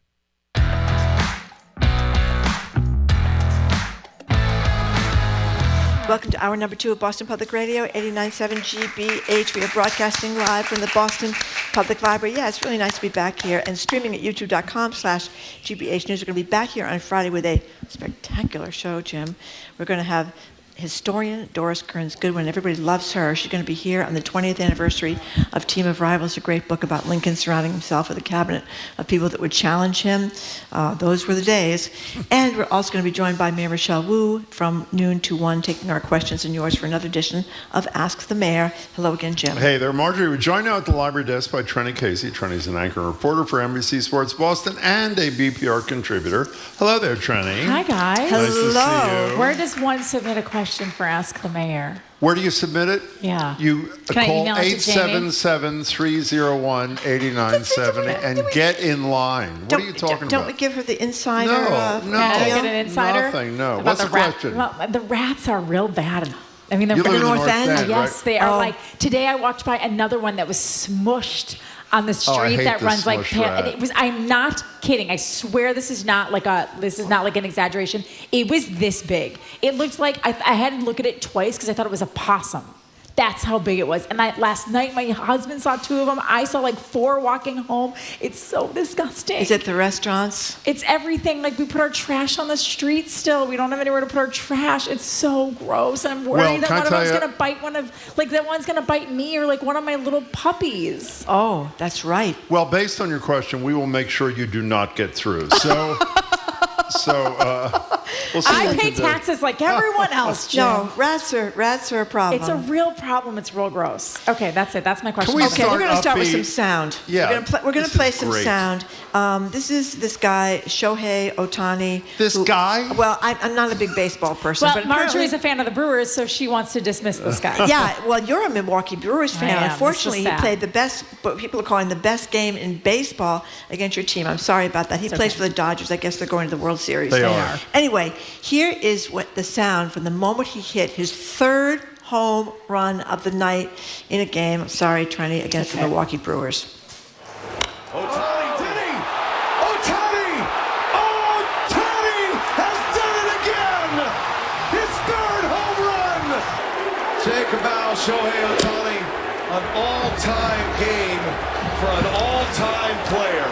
Can you describe for people? I was listening to So can I tell you something really quickly? Yeah. The guy who called that is the Milwaukee Brewers. Oh, he is? So Brian Anderson is the Milwaukee Brewers play-by-play guy for their Good original. for him. You got to give him credit for that. He is really good about taking the emotion out of it. Like, we were texting on the side, and he was pretty disappointed with how it turned out. But he's really good at So not. let me just letting tell it you go. my story, and I won't say what he did. You'll describe it. I'm listening to some news radio, and halfway through the game, they say, this may be the greatest performance in the history of baseball, so I immediately turn it on television. Tell what this guy did in this game. So not only did he hit 3 home runs and towering shots, like one of them it looked like the most perfect golf drive. It had so much launch and so much air under it and went right into the center field bleachers. He also, I believe, threw 8 innings. 6 innings, 2 hits, no runs. 6 innings of scoreless baseball. It was all the other pitchers who went 8 and 9 innings and didn't give up any runs against my Brewers. So he pitched 6 innings and 10 strikeouts. In the playoffs. It wasn't really a critical game for the Dodgers. They were already up 3-0 in the series against the Brewers. But it was a clincher. But it was a clincher. You win this game, you go to the World Series again, and he hit 3 huge home runs. I mean, the Dodgers, I believe, only scored 4 runs in that game, and he had 3 of them because they were all solo shots. The other remarkable thing about how he hit in that game, he had been hitting terribly in the postseason. I think his average going into the NLCS was like .083, and the Brewers actually did a decent job early on in the series of limiting him at the plate. But what's remarkable about it is he is the modern day Babe Ruth. He pitches and he hits. And he hits when he's a pitcher. So in the National League, for those of you who don't follow baseball, back in the old days, there was no designated hitter, right? So if you were a pitcher, you had to hit, but you were always like the number 9 pitcher. It was kind of comical to see a pitcher try to actually hit the ball. But Shohei Ohtani, he hits in his typical spot in the order. I think they move him down a little bit when he's pitching. It is really, I have to admit, it's incredible to watch. He is a historic player, and it's crazy to me that more people don't know who he is. I am totally with you. And it speaks thrilling to watch. It speaks to baseball, right? And kind of where baseball is and sort of our national consciousness when it comes to sports. In Japan, he probably can't walk down, 2 feet down the street. But in the United States, some people are like, who? How do you say this guy's name? And he is one of the greatest athletes we will probably ever watch. You know what's one of the great things also, even if you're not a baseball fan, if you're an excitement fan, if you go Google this on YouTube, when he hits first of all, the second home run, I thought it went out of the stadium, but at least this is the one I'm talking about, the one that looked like a golf shot. Yeah. But when he hits the third home run, there's a nanosecond where all 50,000 people, it gives you chills. People explode out of their seats. Didn't give me chills. And it's really, I'm sorry, that's a good point. So what is his deal? Why do people think he is this extraordinary? Well, because he's unbelievable. Martin, who was an MVP last year, he is someone who routinely hits. This is also someone, by the way, who had Tommy John surgery. So he comes back from his surgery this year. He didn't even pitch in the first half of the year. He was only a designated hitter. There is not one other player in Major League Baseball, and I don't know if there have ever been another one since Babe Ruth. Babe Ruth is the last good player to pitch and hit. He does both. It is a specialized sport. You're either a positional player, a hitter, or you're a pitcher. So what I'm wondering he does both. is, how you hear about people that have unbelievable eyesight, like Ted Williams had unbelievable eyesight, or there was something physical about him that made him. He is tall and broad. Yeah. He's pretty How tall? I don't know this for sure, but I had just eyeballing him. Okay. I'd say he's probably 6'4", 6'5". He looks pretty tall. He's tall, he's broad, he's just a really talented player. And I think part of growing up in Japan, huge in baseball, and I don't think they specialize you. Here, if you have a good arm and you're 12, suddenly you're like pitcher or shortstop. Yeah, pitcher. Yeah, you're a pitcher or you're a shortstop. They streamline you, and everything you're doing is towards that one thing. I think in Japan, it's probably a little more relaxed, maybe a little more diverse in how they train their athletes. The guy signed the biggest contract in baseball. It's worth $700. He's almost $1 billion player. His contract with the Dodgers is $700 million. Last thing. If you are streamlined so soon as a baseball player, you might have arm injuries. Oh, yes. Yeah, okay. So someone was actually telling me, I don't have children, but a lot of people I work with do, and they say now they're actually not letting young kids throw as hard throw as often, and they don't introduce, I think it's that they don't introduce off-speed pitches. And curveballs, and supposedly, curveballs yes. in particular until they're older, because good, 'cause the pressure. they were seeing so many like repetitive motion injuries. With Let me young just say athletes. again, even if you're not a baseball fan, watch video of this game. It's thrilling. Can I Speaking get of, some applause for my objectivity there? you were, considering it was the Brewers. No, I would feel the same way if it was the It's like Phillies. a I would have felt the same way. secretariat in the Belmont Stakes. Well, Jim. actually, it's Same right. thing. like a tremendous machine. That was hard for me. always That was ready. painfully hard for me to be nice Staying about with Shohei baseball Ohtani. for a minute, Boston was just awarded one of the 4 Yeah. franchises Yeah. in women's professional women's baseball. pro baseball. San Francisco, really cool. Los Angeles, New York, and Boston. Yes, so 2 East Coast, 2 West Coast. Not softball, baseball. No, actual baseball. So this is the first women's baseball league since the movie, League of Their Own was based on, which was great. Madonna. It ended in the 1950s, I believe 1954, which was the year that my mom was born. My mom's going to be 72 in 2026, so 72 years ago. Wow. They're starting small. They do have some fairly big financial backing. The reason for keeping it small is, I think, just to kind of see how it goes and not to oversaturate early, right? Like they picked 4 big markets. They also picked 4 markets where I think baseball is really big. Obviously, the Giants have been a top baseball team for a long time in San Francisco. And then, of course, the Dodgers. I mean, the Dodgers have been there really for the last 10 to 12 years. They're in the playoff conversation, World Series conversation every year. And then, obviously, you have the natural rivalry of New York and Boston. They're only going to play for 7 weeks. 15 players on each. Teams will be given $95,000. So this is not lucrative. These are women who are going to have to do other things. Each team is going to be given $95,000 to spend. You spend that on players, but players can make more money in ad revenue, merchandising. They're going to try and sort of supplement it that way. So, but it seems like they're now. I say they're cashing in, but not monetarily, but cashing in on entertainment and attention on women's sports. And it is funny to me, though, that Boston is a place that everybody wants to have a team. For some reason, the WNBA doesn't want to come here. Yeah, from Connecticut. By the way, do you remember, Marjorie disappeared for a second. Hi, there you are. I'm back. Do you remember the woman, I can't think of her name, she was a brilliant actor. She was in the play Tony Stone we went to see at the Huntington, was about that woman who was the first player to play professional baseball with men in the Negro Leagues after she was rejected, and I think it was called All-American Girls Professional Baseball. It's a wonderful story. Right. That was good. Last year, the year play. before, it was a great play. And by the way, the reason the WNBA is not coming here from Connecticut, even though what's his name wants to Steve Pagliuca. Steve Pagliuca has made a huge multi-$100 million offer for it. Is why again? Because they say they see this as an expansion franchise in 2033, or they hope for it to be, and they feel that the city of Boston did not go through the proper channels to apply for an expansion team, and so therefore they should not get one. Yes, morons is the perfect word. You said it, not me.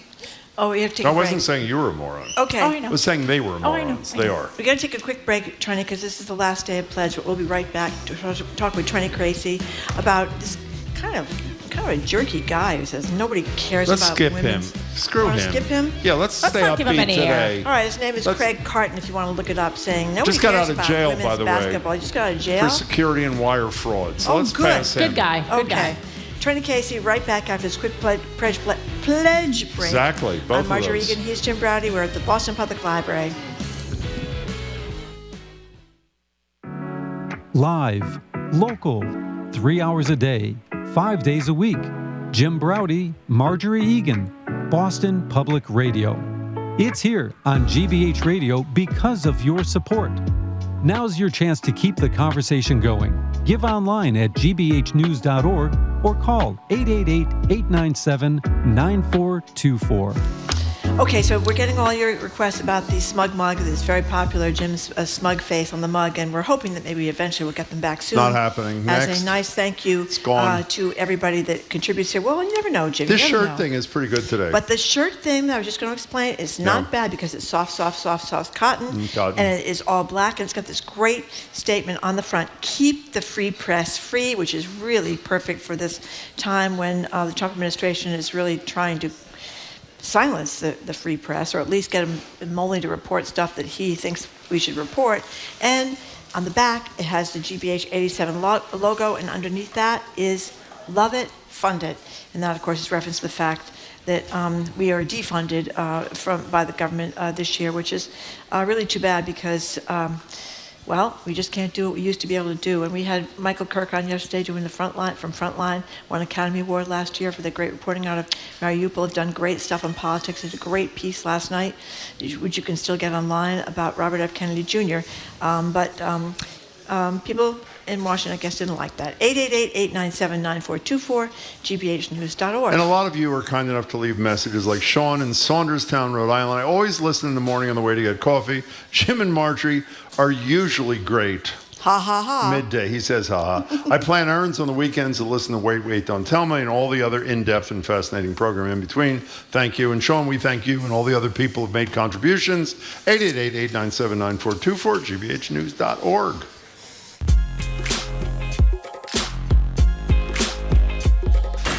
Welcome back to BPR and 89.7. Marjorie Egan, Jim Browdy. We're live at the library, streaming at youtube.com/GBH News, continuing our conversation with NBC Sports Boston's Trenni Casey. Okay, let's talk about this 80-year-old who just completed the Ironman World Championship. Natalie Graybauer, name is. It's the 11th time she has completed the Ironman World Championships in Kona. And now keep in mind, this is Kona. This is Hawaii. This is Hawaii. This is one of the hardest Ironman courses. For those of you who don't know what an Ironman is, I should probably explain that first. Please. It's a 2.4-mile swim, followed by a 112-mile bike, followed by a full marathon, which is 26.2 miles. So the total distance on that, I forget what it is. You've done it, haven't you? I've done a half. So it's 140.6 because a half is 70.3.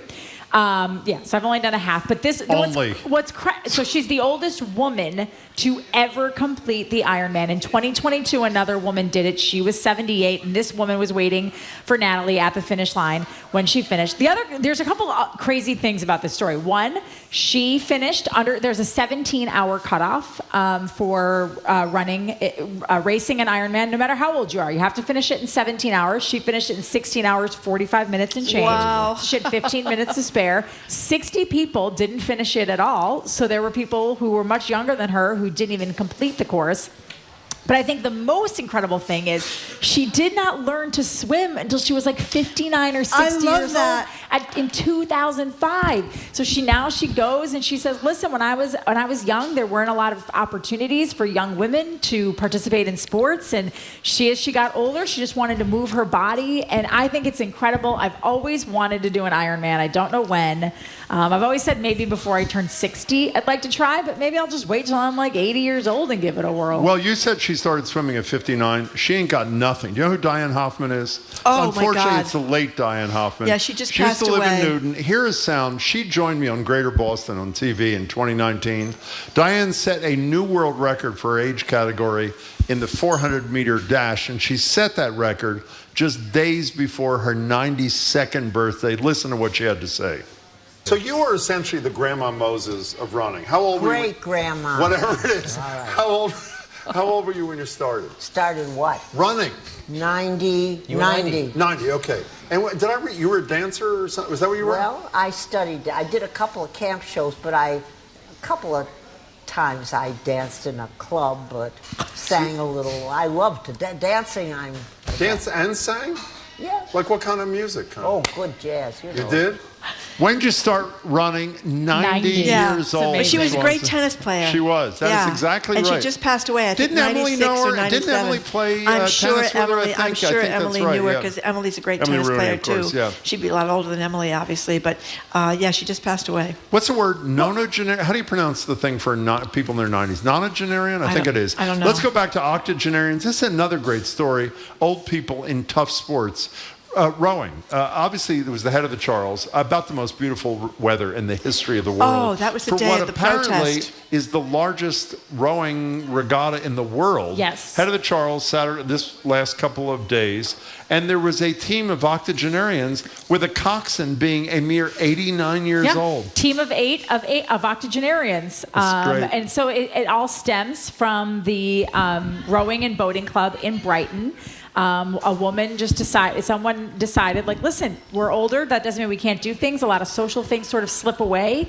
And as more and more octogenarians, septuagenarians started joining in the fun, they decided that the coach, I shouldn't say use quotations, the coach decided that she, I think it's a she wanted, I think it was a she. Yeah, I think you're right. Wanted a boat of 8 of octogenarians, and so they did it. Now they couldn't qualify, but they could, similar to like the Boston Marathon, you can, I didn't know this, you can row for charity. So if you raise money, you can row in the head of the Charles. I didn't either, yeah. I didn't know that until reading this. But what I loved about this is, like, one of the women talks about how she picked up rowing again late in life. She was in her 50s. She had lost her husband tragically in a drunk driving accident. She had still was raising her kids, and she just needed support and community. And in her bereavement group, she met someone who rowed. And it was a way for her to get up every morning and be with people and have a purpose beyond just, not just raising her kids, beyond raising her kids or, mourning the death of the loss of her husband. But I thought that was the coolest part of this, is that it's this community of people who continue to stay active, and who are, at this point in their life when a lot of people are slowing down, they're speeding up. I also love that they sing when they're in the boat. They have when they're rowing, they have like a song that they sing, which I'm sure probably helps with, I would imagine, and they didn't say this in the article, but I would imagine maybe the synchronicity of rowing. Yes. But again, I think there's so many people, and I kind of stress this to my dad's super active. My dad rides his bike every day. He told me the other day he's already rode over 850 miles on his bike this year. My mom isn't as active. She's having her hip replaced. But I tell her all the time, like, she's always like, well, I'm in my 70s. I'm like, you're never too old to start something new. And you can have benefits of exercise and weightlifting and movement no matter how old you are. Like, it really does benefit. Like, I don't know if you guys have ever watched the Blue Zone documentary. No. But one thing that these places in the world have in common where they have the longest lifespan. Oh, yeah. I've heard about it, though. Whether it's, and there are places in the U.S., Asia, Europe, all of them, the people move. That is the one thing they all have in common. They walk, they do hills, maybe they garden, they do yoga. Don't they all drink too? I mean, they all drink. They eat a lot of yogurt. A lot of them have a very healthy diet. Yeah. Like, there is one thing, another thread too, which is not entirely vegetarian or plant-based, but they have more plant-based and vegetables weaved into their diet. But what I took away from it was that because you have fewer falls, right? So if you're constantly moving and you're going up steps or you're walking in your neighborhood, you live in your own home, you're constantly moving, and so you're getting up, you're getting down, you're working on your balance, like, you're keeping all of these parts of you healthy. And it's just, I think it's very cool, and I cannot wait to be in my 80s and, like, I don't know, swimming or running or doing something Do you fun. ever do, like on a shell, do you ever do rowing? with I've other never people? rowed, but I've Jim, always... Jim, Did you? Are you was a rower? a champion rower. No, I was... Back in the day. No. Didn't you? Why did you do this? Why, Tell her what happened when you stepped into the boat. Okay, what happened is Ted Nash, who was the coach of the Olympic team, was also the crew coach at Penn. And years after he retired, we found that he was a sexual abuser too, of course. But that was not while he was living. So I'm walking on the campus, University of Pennsylvania, my first day, and he motions, I have no idea who he was, tells me I'm Ted Nash, coach of the Olympics. You look at it like I'd be a great rower. Hey, you're and tall. I'm going like, oh my God. And that's the only reason. Every man who was over 6'3", he stopped. I lasted for 7 days, the most impossible thing. And the reason I got thrown off the team, or asked to leave, let's put it this way, is the one thing they tell you, the shells you row in are like this thin because they're light.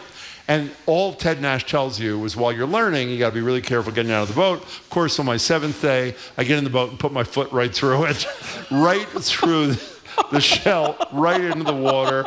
And I didn't look up. That's so expensive, but I figured right? that was the time to leave. Thousands, I think, So aren't they? many thousands. Yeah. So I decided... and retroactively, I say it's because I knew he was a sexual abuser. Now, before you leave, if I may... Jim's had a poor... the history of Jim. Okay, fine. Events. Let's not talk about that. We don't have time for this, except very briefly. We don't have time for a Belichick section, except to repeat what I told Marjorie this morning. If you weren't following the most recent Belichick, he lost again. Yes. But do you know how he lost this game, by the way? Fumble. Yeah, Here's the deal. undisciplined. His player is about to run into the end zone, so they finally have a win in a game. The guy is on the 1 yard line, and a defender punches the ball out. he fumbles, and because he's Belichick he's running like this, and he's kind of again. already celebrating, and the defender comes sprinting up behind and pokes it out, and it's just so perfect. Did you see that more video leaked last week of him and Jordan Hudson like taping something with NFL Films, and they catch them on a hot mic, like making fun of the graphics people and how Jordan can do it. But to me, it's not the leaked video. It is that everything keeps getting leaked. Fabulous. And so I think the call is coming from inside the house. People, I think, are tired of him. They're tired of her, and somebody is trying to ruin this guy's life. He's also, by the way, I don't know if you saw this, he is one of 12 finalists for the Pro Football Hall of Fame to be a coach next year, but only 3 guys have ever gotten in first ballot. I don't think he will. To the documentary, that's been put on hold. Everything's been killed. By the way, anonymous we think texter, that's because of Jordan. Anonymous texter says it is inspiring to know that Jim could still break boats into his 80s, and that's my hope. By the way, thank you for that beautiful text. There you go. See you, Trenni. Thank you very much. Trenni Casey. Bye. We've been speaking with Trenni Casey, anchor reporter for NBC Sports Boston and a Boston Public Radio contributor. Trenni, thank you. Great to talk to you. Harvard security expert, national security expert Juliette Kayyem is next. We're going to talk to him about, the Best Grifter Award, and maybe you can figure out who might be in line to win that. I'm Marjorie Egan. He's Jim Browder. You're listening to BPR and 89.7 GBH, live from the Boston Public Library and streaming at youtube.com/GBH News. It's time to support Boston Public Radio on GBH. Listener contributions pay for the program and keep it on the air. You don't have to give much to make a difference. Please make a difference by giving now at gbhnews.org or by calling 888-897-9424. This is where you start talking, Marjorie. This is where Marjorie says the number is 888-897-9424 or gbhnews.org. Is that what you would have said? That's had you had what your I would have headset said. on? Thank you, Jim. What else might you have said? It's confusing when we're supposed to talk. We're not supposed to talk. I got confused. We don't talk. But here's the deal. This is What the is the last deal? day. This is the last day of our pledge drive. You will not hear us asking for contributions for many weeks to come. Months. We only do this a few times a year, and that is because we don't have to have commercials because of this. But this pledge drive is particularly important because, of course, we have just lost our federal funding, which is not most of our money, but it's a big chunk, particularly when you have so many TV shows to run. I mean, we talked about this before. We have a lot of television here. We have the radio here. We are on all weekend, 7 days a week. We had Christopher Kimball on yesterday, who does a great radio show. Rick Steves does a great radio show, great TV show. We have all these wonderful people, and we want to be able to keep them. Our number is 888-897-9424, gbhnews.org. Okay, so here's some not text, what are they called? Notes that people leave when they're kind enough to leave us, give us money. This is Karen in Essex. I may have read this earlier, I just forget. I listen daily to news and Jim and Marjorie, but I also love to go to my sewing room on Sunday afternoons and listen to Milk Street Right. That's and Rick Kimball. Steves while I work. Thank you very much. Kathleen and Franklin, I do depend on their programming every day with Jim and Marjorie. It's important to support public TV and radio. We hope you agree with all those people and other people who have kindly agreed to give. We'll tell you when we come back in a few minutes what the wonderful gift is today. The thank you gift. The number is 888-897-9424, gbhnews.org.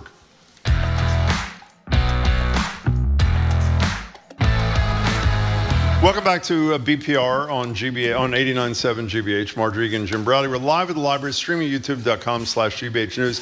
Back at the library on Friday, 11:30, Doris Kearns Goodwin will join us to celebrate the 20th anniversary of her brilliant book, Team of Rivals, obviously about Lincoln. Plus, Mayor Wu will join us noon to 1 for Ask the Mayor. Joined now at the library desk by Juliette Kayyem. Juliette's former Assistant Secretary for Homeland Security under Barack Obama, Faculty Chair of the Homeland Security Program at Harvard's Kennedy School of Government, and CNN Senior National Security Analyst. Hey, Juliette, welcome. Nice to see you. Hello. Hi, everyone. Yeah. Thanks for coming out. So I mentioned before the Grifter in Chief Award. There isn't an award as far as I know, but Should be.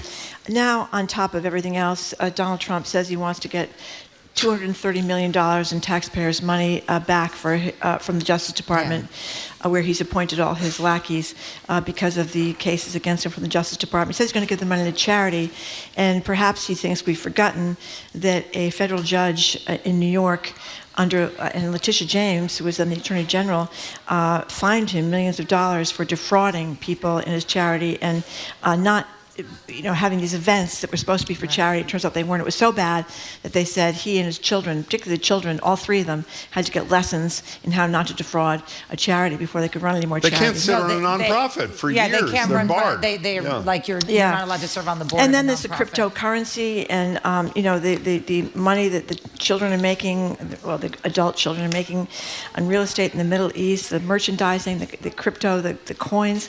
It's And unbelievable. the crypto, the First Lady's crypto, whatever. Oh, my necklace is coming off. Sorry, everyone. It's a very pretty I'm so necklace. sorry to hear that. It's fake Very nice. jewelry, so that's what happens.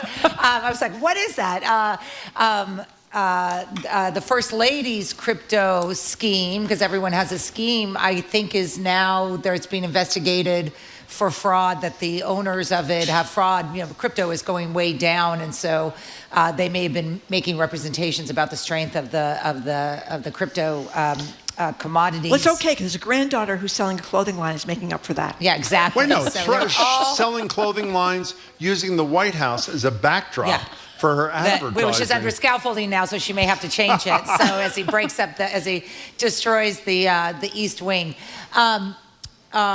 So doesn't seem to bother his fans. It doesn't bother his fans. The corruption is so clear and there, and you sort of don't even know how to comment about it anymore, except for that you comment that no one else is commenting on about it. It's just when that story came out that he's seeking $200 million for apparently legal fees and restitution for the fake investigations that resulted in at least some penalties, and he says he's going to give it to charity. So first of all, he will get this money because no one at the DOJ will stop him from getting it.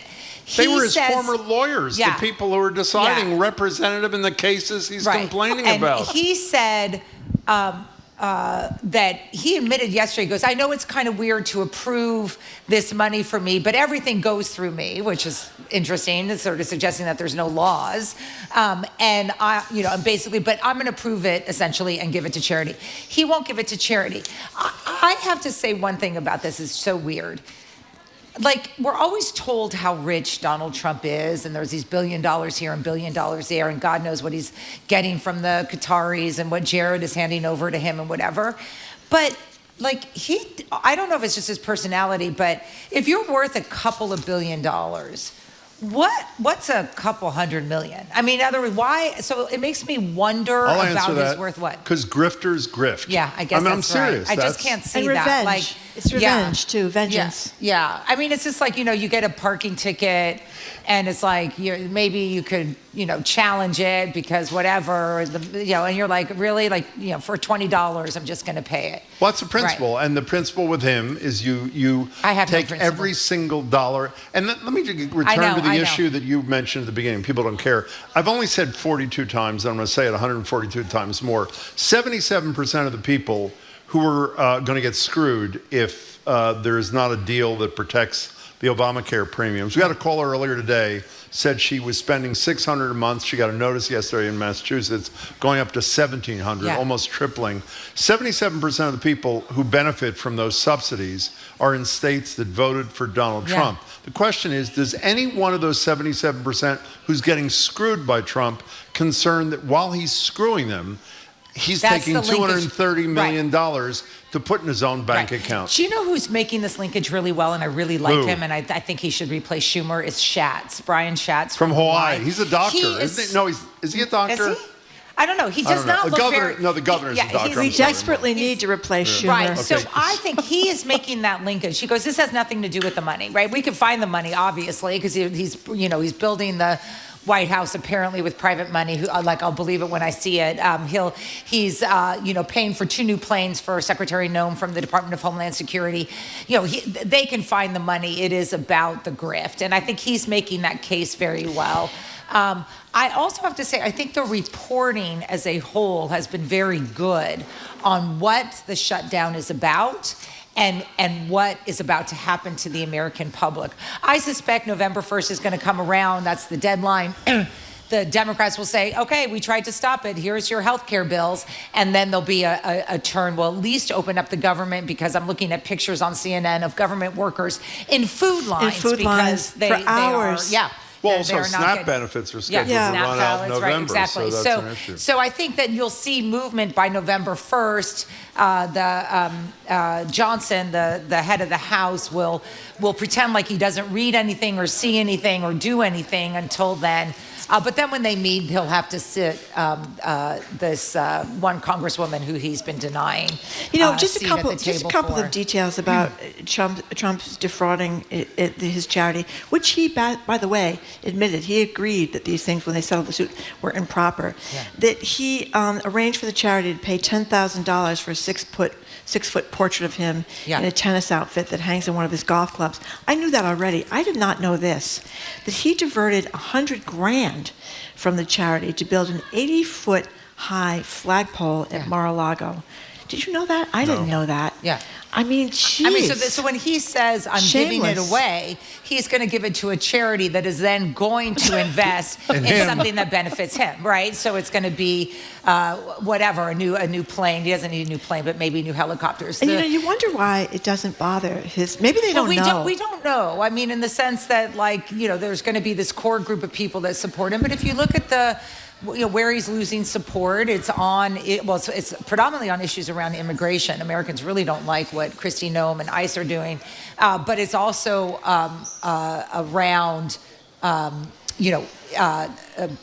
it's not about him, but it's around issues about the economy. Well, if the Democrats are successful in linking the economic priorities of the GOP with the grift, with the taking of the money and everything, that's a clean narrative. So and Schatz is making it. That's But why you also, I'm just going to say really quickly, you also think he must think that people are really uninformed and pretty dumb. If in the middle of a government shutdown, you decide, I want to get $230 million in taxpayers' money. They stole the election from him, Marjorie. The reason they support him is because the election was stolen in from 2000. him, and he would have never. The only way he can be compensated, which is not adequate, is the $230 million he didn't spend. He should get reimbursed. And by the way, almost every dollar he used in his defense, as we know, came from campaign. Exactly. So none of this money was wasn't actually his money. No. And we're gonna see who has standing, if someone can sue. But also, I've been. You know what reading Jeffrey Toobin said last night on your television what did he station? say? Nobody has standing that's to the problem. sue,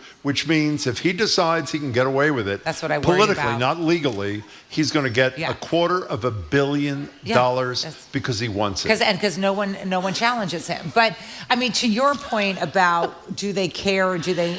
I don't know. Maybe they not don't care? know. I Maybe mean, they're listening to that's Fox what I think. News But or also, Sinclair. Also the White House, in terms of their perception of what's going on in the world, these people are so out to lunch. It's just, maybe they're absorbing it, but I sort of think, I've come to believe that they really believe these things. Everyone's like, oh, they think we're such idiots. I was like, maybe they just are this. Maybe there's not some Well, you alternative. force yourself to believe or you can't do what you're doing. Yeah. Okay, we're going to take a quick break for a pledge break. We're speaking with Juliette Kayyem. Give money so I can expert. fix my costume. That's right. No, I don't think so. We're going to be Thank right you. back here at the Boston Public Library with CNN and her broken necklace. Think about it. For 3 hours every day, you get to hear thought-provoking conversations on local, national, and international issues for free. It only happens with your support, so please support your Boston Public Radio listening by calling 888-897-9424 or giving online at gbhnews.org. 888-897-9424, gbhnews.org. I was looking at some of the comments, and one of them made me laugh. It was from Michael in Brookline. Jim. What did he say? He's a limerick for us. What is it? Read it. A limerick for Jim and Marjorie. There once was a pair, Marge and Jim, but one made the show about him. So Marjorie smiles and fiddles with dials while glaring at Dickie-clad Jim. That's pretty good. It's That's almost pretty as good as Charmin from Somerville saying, thank Jim and Marjorie, especially Marjorie. Our number is 888-897-9424, gbhnews.org. It's the last day of pledge, which means if you're contemplating contributing to the work that our wonderful colleagues do here, here's your opportunity, last opportunity during pledge. And they've got a great thank you gift today. And as I say, cotton. It's a new one. It is brand new. One, it is cotton, which matters a lot to me, apparently not to Marjorie. But it's this really nice looking shirt with long sleeves, We don't have the actual shirt, so don't ask Juliette. But we have a picture of it. It has long sleeves. It's cotton. It's black. It says, keep the free press free, which is pretty good. Underneath that GBH 89.7 logo. On the back says, love it. Fund it, which is terrific. Wonderful gift. $10 a month, $120 all at once. I want to read a few more comments from Please people do, who were yes. generous enough to give. Kevin in Cumberland, Rhode Island says, thank you to Jim and Marge. I've been listening forever. This is the first time I've donated because it seems so important now. Thanks to the team, GBH, PBS. Thank you, thank you, thank you. Thank you, Kevin. Here's Judith in Cambridge. Love Marjorie and Jim. Someday I get up my courage to call in, keep up the great work. And listen to this from Meredith and Melissa. First, Meredith and Newton. Thoughtful, in-depth, nuanced journalism. You also bring to light stories which we never would have heard. You make our lives more interesting and make us believe in humanity a little bit more during these tough times. Wow, that made my day. And Melissa in Acton, this is great too. I support GBH for honest reporting in an age where there is truth decay everywhere you turn. That's a very good Very line. good line. 888-897-9424, gbhnews.org. This is the last day of our pledge drive, so if you like what you hear and you've hesitated, we would really appreciate whatever you feel you can give. 888-897-9424, gbhnews.org.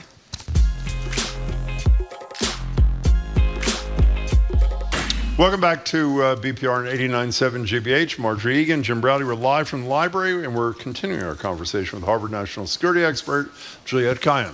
So, Juliette, we had, depending on who's asking, around 7 million people supposedly out in the streets all across America. I always wonder, it could be a little bit more, a little bit less. But in any case, it's a big crowd. And it seems this is making some moderate Democrats nervous and making Ted Cruz a little nervous because he's running for re-election. Yeah. I mean, it wasn't intended to make anyone nervous. I sort of have changed my tune on these things. Like, I think they're nice and whatever. But I actually think that two things happened with Saturday night's rallies. One is the GOP just lost their mind running into it, calling everyone a Hamas supporter and I don't even know, pro-terrorism or whatever. They completely lost their mind, right? Which had the effect of everyone was talking about the march before the march. I think Caroline Leavitt, the press secretary, was so dangerous in the way she spoke about these things and about the march in terms of just what she was calling people, what it means to go out. The president at the same time was hinting about the Insurrection Act. J.D. Vance would not shut that talk down. So everyone was a little bit nervous. So I think that the fact that people came out is just a sign that we still have agency to assert our First Amendment rights and our objections to the president. The numbers were not bad, and I saw pictures from red states and other places. But I also think there's something important about this sort of connectivity. I read a lot about radicalization and the consequences of aloneness. Not loneliness, aloneness. And you look at kids and they're so alone with these things they're trying, and the radicalization of young men and their sort of aloneness. And I think everyone is feeling that to a degree. It makes them frustrated. It makes them depressed. It makes them feel like they don't have agency. Reasons, mostly because I have a lot of press contracts, but I do think, talking to friends who did go, that sense of togetherness that you don't get when you're just scrolling at night on the bad news and stuff. I will say I've limited my social media intake, and as well as my postings. I'll go on maybe twice a day when I used to be on almost continuously. The other night, I got home early and was just like scrolling, and I couldn't stop. And I was just progressively getting into a worse mood. I was cranky with my husband. I was just doing this, and I couldn't stop. Like, I was like literally like, oh, I have to. Not all of it was meaningless by the next day. I barely slept that night, and I thought, like, that's what this is doing to us, and that we need to be together to feel like we have some agency. I don't, as I've said many times, I don't know how this ends, but I do know that the assertion of dissent and peaceful dissent is very important as part of whatever is happening in America, whether it's a stoppable move to an autocracy, this is a meaningful moment in that narrative that we don't know how this ends. Couple of things. One, your thing about being alone, if I've said this, but it was such a terrific 25 minutes. If you didn't hear Robert Putnam, who wrote Bowling Alone 25 years ago with us a few Mondays ago, go to gbhnews.org and check it out. He was brilliant, and his work is brilliant. He thinks it's even worse now. That's one. Two, I totally disagree with you about making people nervous. I think it has caused Democrats who are ready to waver, particularly in the Senate, to not waver, because how do you do this? I think it's going to cause people like Alan Garber, who I don't know, the head of Harvard, to decide to, let me be kind, be as strong as Sally Kornbluth at MIT, the president of Brown, the president of Dartmouth, the president of Princeton. All these, well, Princeton didn't say no because they weren't all for the compact. No, the first time. They did not settle the second time. The second time, they said no to the compact, which makes it, in some ways, even more significant. Plus, Dartmouth was a conservative comparative leader who said no to the compact. And two more things. One, the Cruz thing, I'm glad you brought it up. Cruz is doing what he's doing, saying, I support Kimmel's right to speak. You got to worry about the demonstrators. You can't ignore him because he's running for re-election. Right, yeah. And he's worried about sane Republicans in Texas. Here's the best thing Marjorie and I have seen. We saw a poll this morning. Voters were given two choices right around the time of the rally. Trump is a potentially dangerous dictator. His power should be limited before he destroys democracy.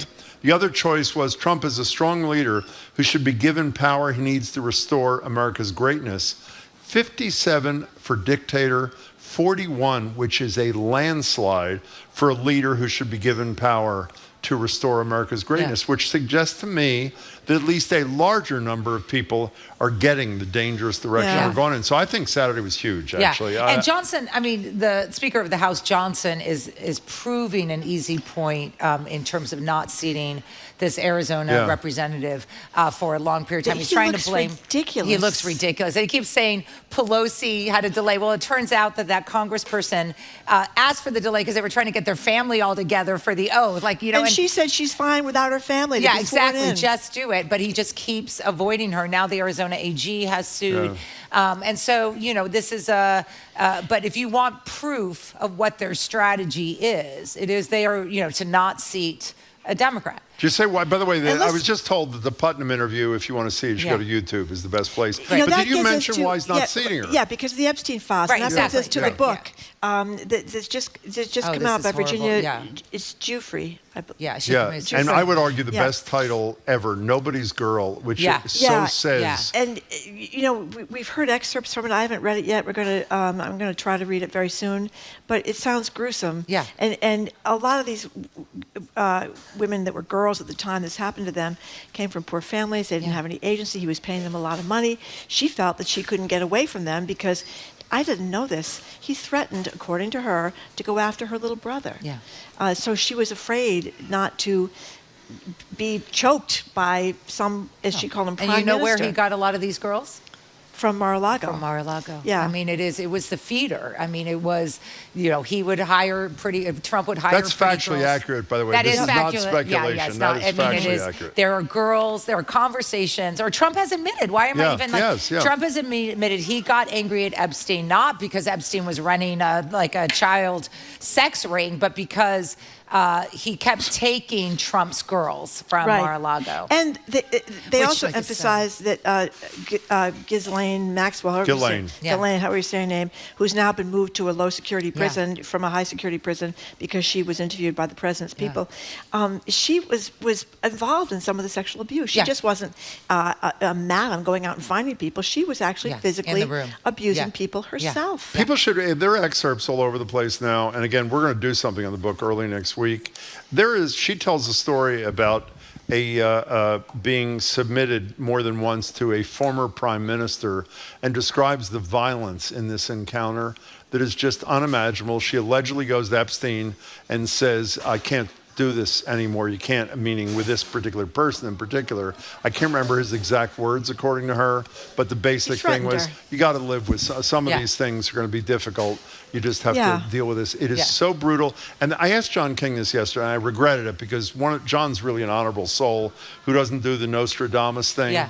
But the question I asked was, if Trump has the whatever to grant clemency to Ghislaine Maxwell. The more we learn from, like one of the farmer sisters was on CNN on television last night. Both were part of the Sisters. trafficking. Yep. Both farmer sisters were part. Annie and Maria, I think, are their two names. Unbelievably brave human beings.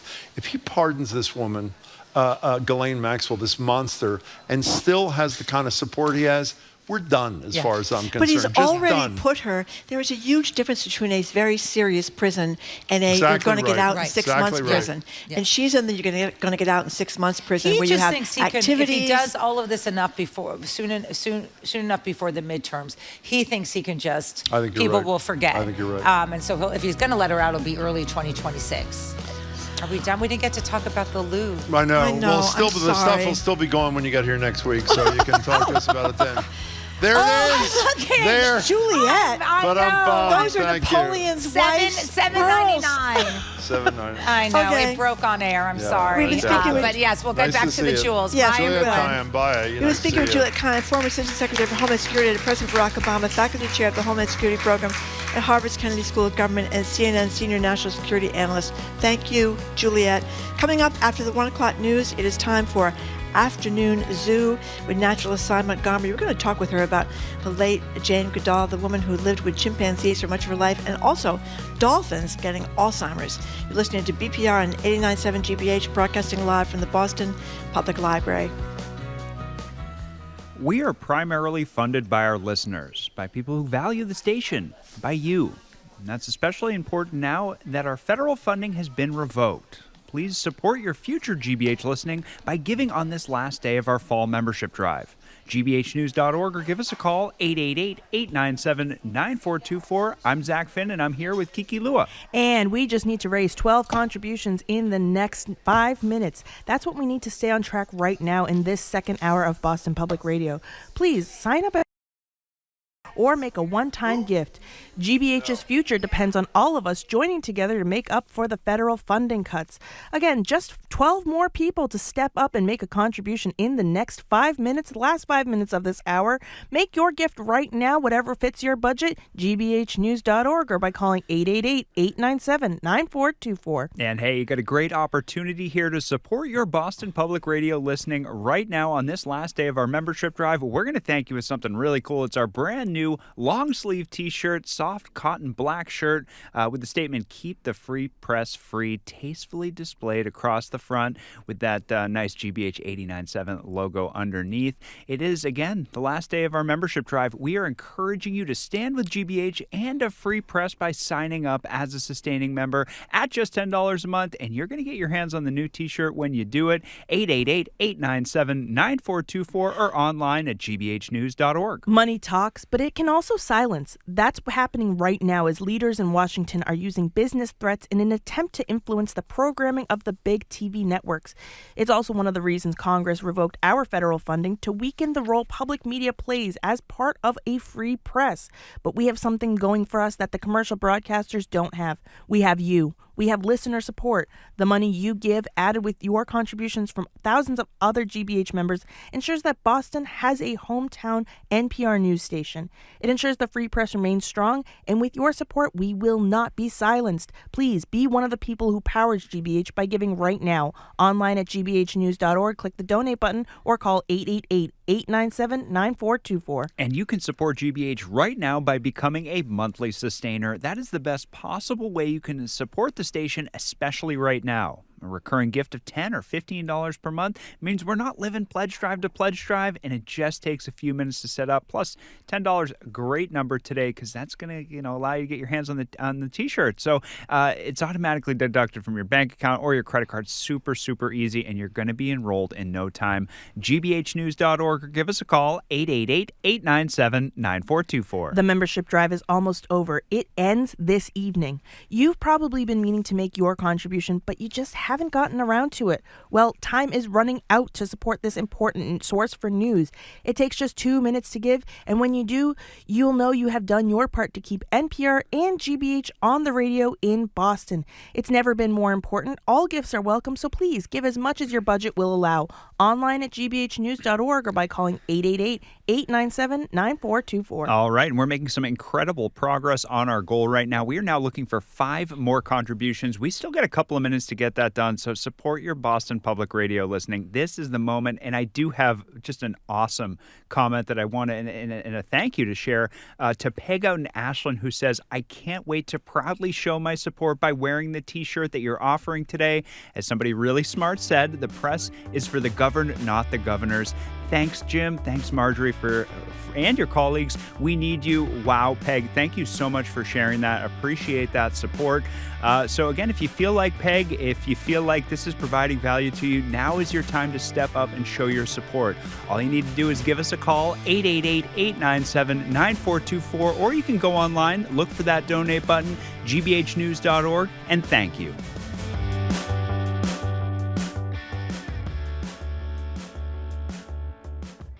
Support for GBH comes from you. And Speakeasy Stage, presenting Lizard Boy, the genre-blending coming-of-age indie rock musical about monsters, love, and becoming your own hero. October 24th through November 22nd, SpeakeasyStage.com. And Mass General Brigham Health Plan, providing coverage plans for individuals, families, employers, and retirees with benefits that help you live in your moment. More at massgeneralbrighamhealthplan.org. You're listening to 89.7 WGBH HD1 Boston. Online at gbhnews.org. GBH News. What matters to you? I'm Jim Browdy, ahead on Hour 3 of BPR Live from the Boston Public Library. We'll start the 1 o'clock hour with the Afternoon Zoo, joined by Animal Authority naturalist Sy Montgomery on the race to save a zoo of misfit animals in Watertown, New York. Plus, why a wild bear actually broke into a zoo to hang out with its furry buddies. I'm Marjorie Egan. Then we'll end our Wednesday with you. We're taking calls on another Trump-related angle as the president knocks down the White House's East Wing to build a bigger ballroom, gilded from top to bottom. How are you reacting to the destruction of parts of this historic building? Do you care about seeing Trump treat the White House like he owns the place and not the people of America? But also, why do living monuments mean so much to us in the first place? Weigh in or text hour number 3 of Boston Public Radio, 89.7 GBH, live from the Boston Public Library.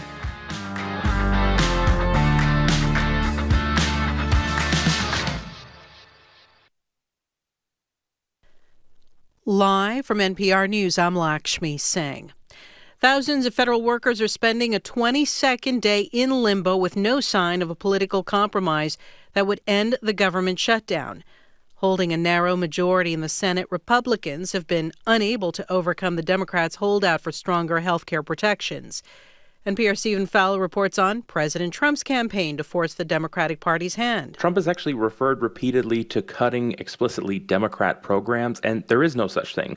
The 2 million or so civilian federal employees that do things like process Social Security payments, handle your taxes, and do other government services work in a nonpartisan manner.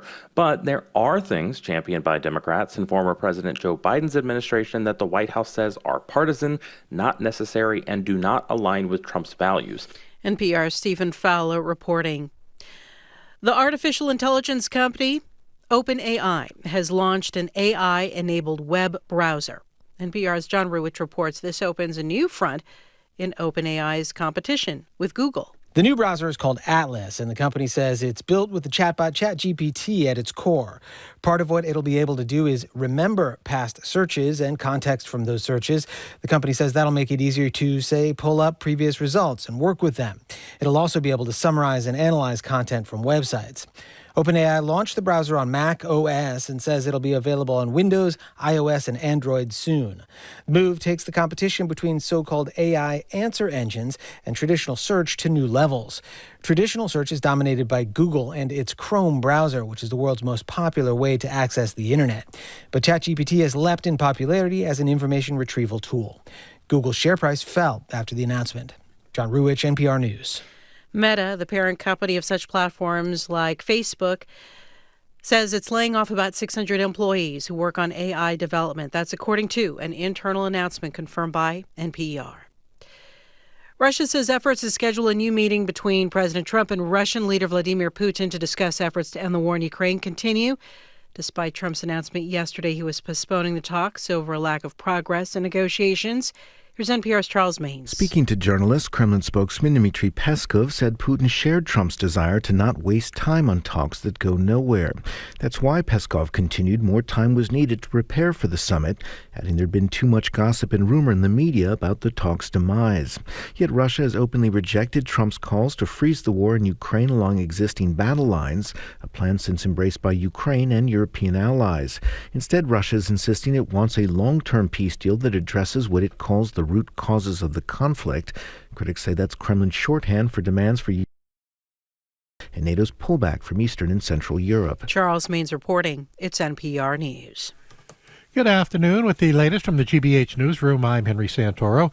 Massachusetts Congressman Seth Moulton is putting the band back together, well, sort of, as he makes a move to unseat Senator Ed Markey. Politico reports Moulton has hired Jeff Faniff as his campaign manager. Faniff is a former Marine Corps infantry officer and was most recently chief of staff at DCVC, a venture capital company. But he previously served as Moulton's campaign manager as well as Moulton's chief of staff. Bowen Town Meeting voted last night to create zoning that will allow for more multifamily housing in downtown Buzzards Bay that brings the town in compliance with the MBTA Communities Act, a state law meant to increase housing options in towns served by public transit. Several residents expressed concern about wastewater management in that area. Planning Committee Chair John Duggan explained that in this case, it's not the town's responsibility. It is up to the developer to be responsible for figuring out their wastewater and water supply, just like any other development. There is sewerage in Buzzards Bay, and they do have the ability to contribute to expansion of the sewer system. That audio courtesy of Bourne Community TV. The article passed 69-47. In sports, gangrene is back on the basketball court. The Celtics tip off the season tonight against the 76ers and on the parquet at the Garden. In the forecast, rain has ended. We are seeing some blue sky this afternoon, and we are looking at a high right now of 61 degrees. This is GBH News. Support for NPR comes from NPR stations. Other contributors include Capital One, offering their premium travel card, Venture X. What's in your wallet? Terms apply. Details at CapitalOne.com. And listeners like you who donate to this NPR station.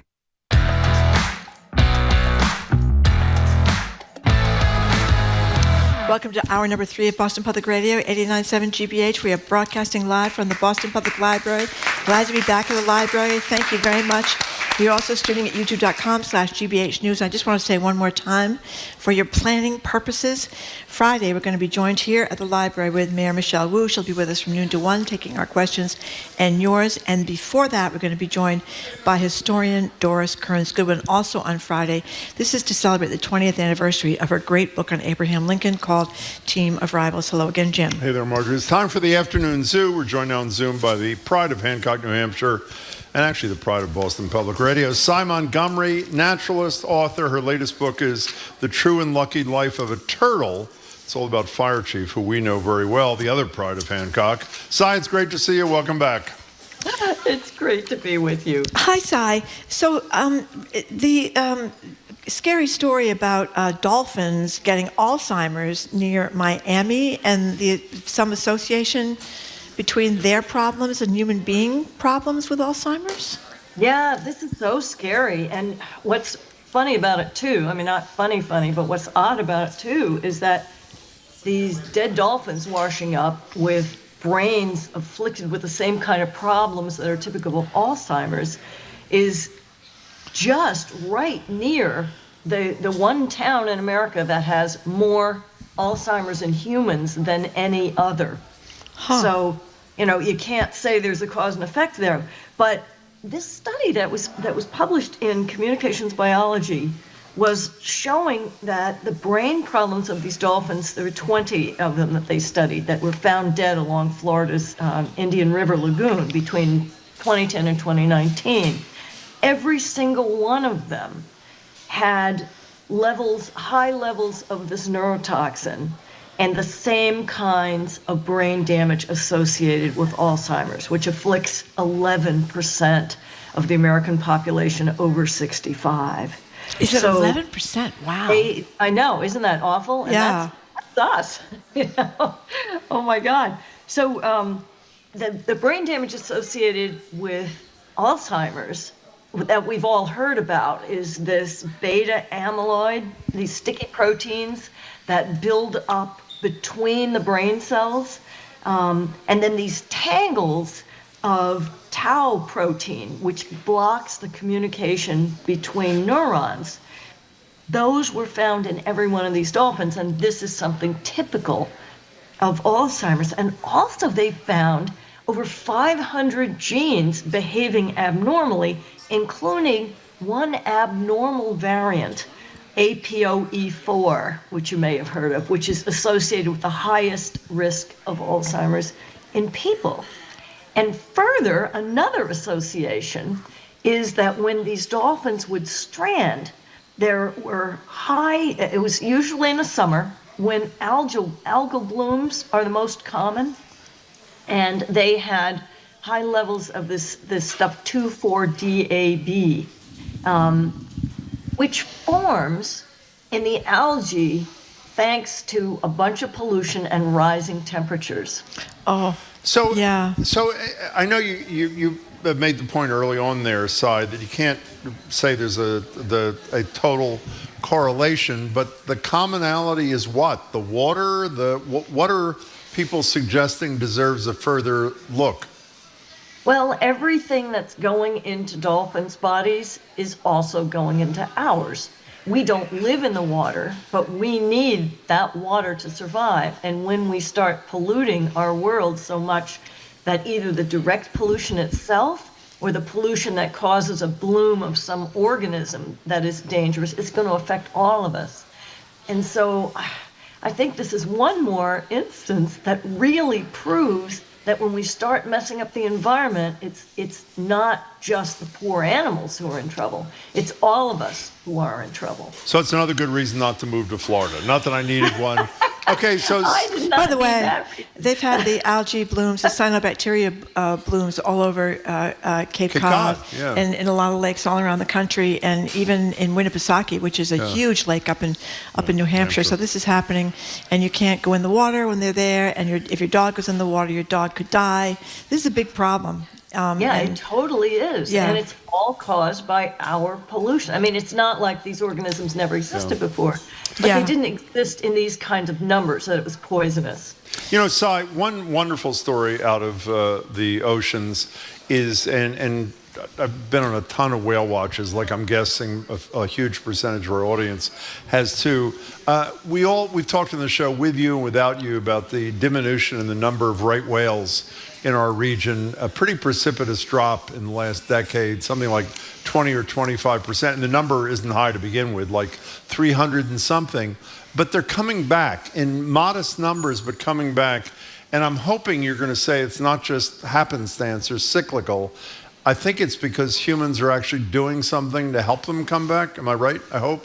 I think you totally are right. But I think that the comeback, which is very, very slow and incremental, while it is cause for celebration, it is so slow, and it is still not up to the numbers that we enjoyed in 2010, when there were nearly 500 of these whales. And so the good news is the total number of whales is up this year to 384 from 376. But we're talking about 8 individuals. Yeah. It's quite small. However, as you pointed out, it's a trend because this incremental rise has been going on for the last 4 years, very slow growth. It really does matter what we are doing, though, because one of the things that we've done is try to slow boat traffic in the areas where the right whales have their babies. And that does really make a difference, because boat strikes are one of the leading causes of death. And these whales, they only can swim like 6 miles an hour. Mm-hmm. And The slow lanes are actually more like 9 miles an hour. So it's still faster than a whale can get out of the way. But it's better, the whales hopefully know that you are coming and they don't take evasive action at the moment you're about to run over them. But I'm sorry, you go ahead, Sy. You go ahead. I'm sorry.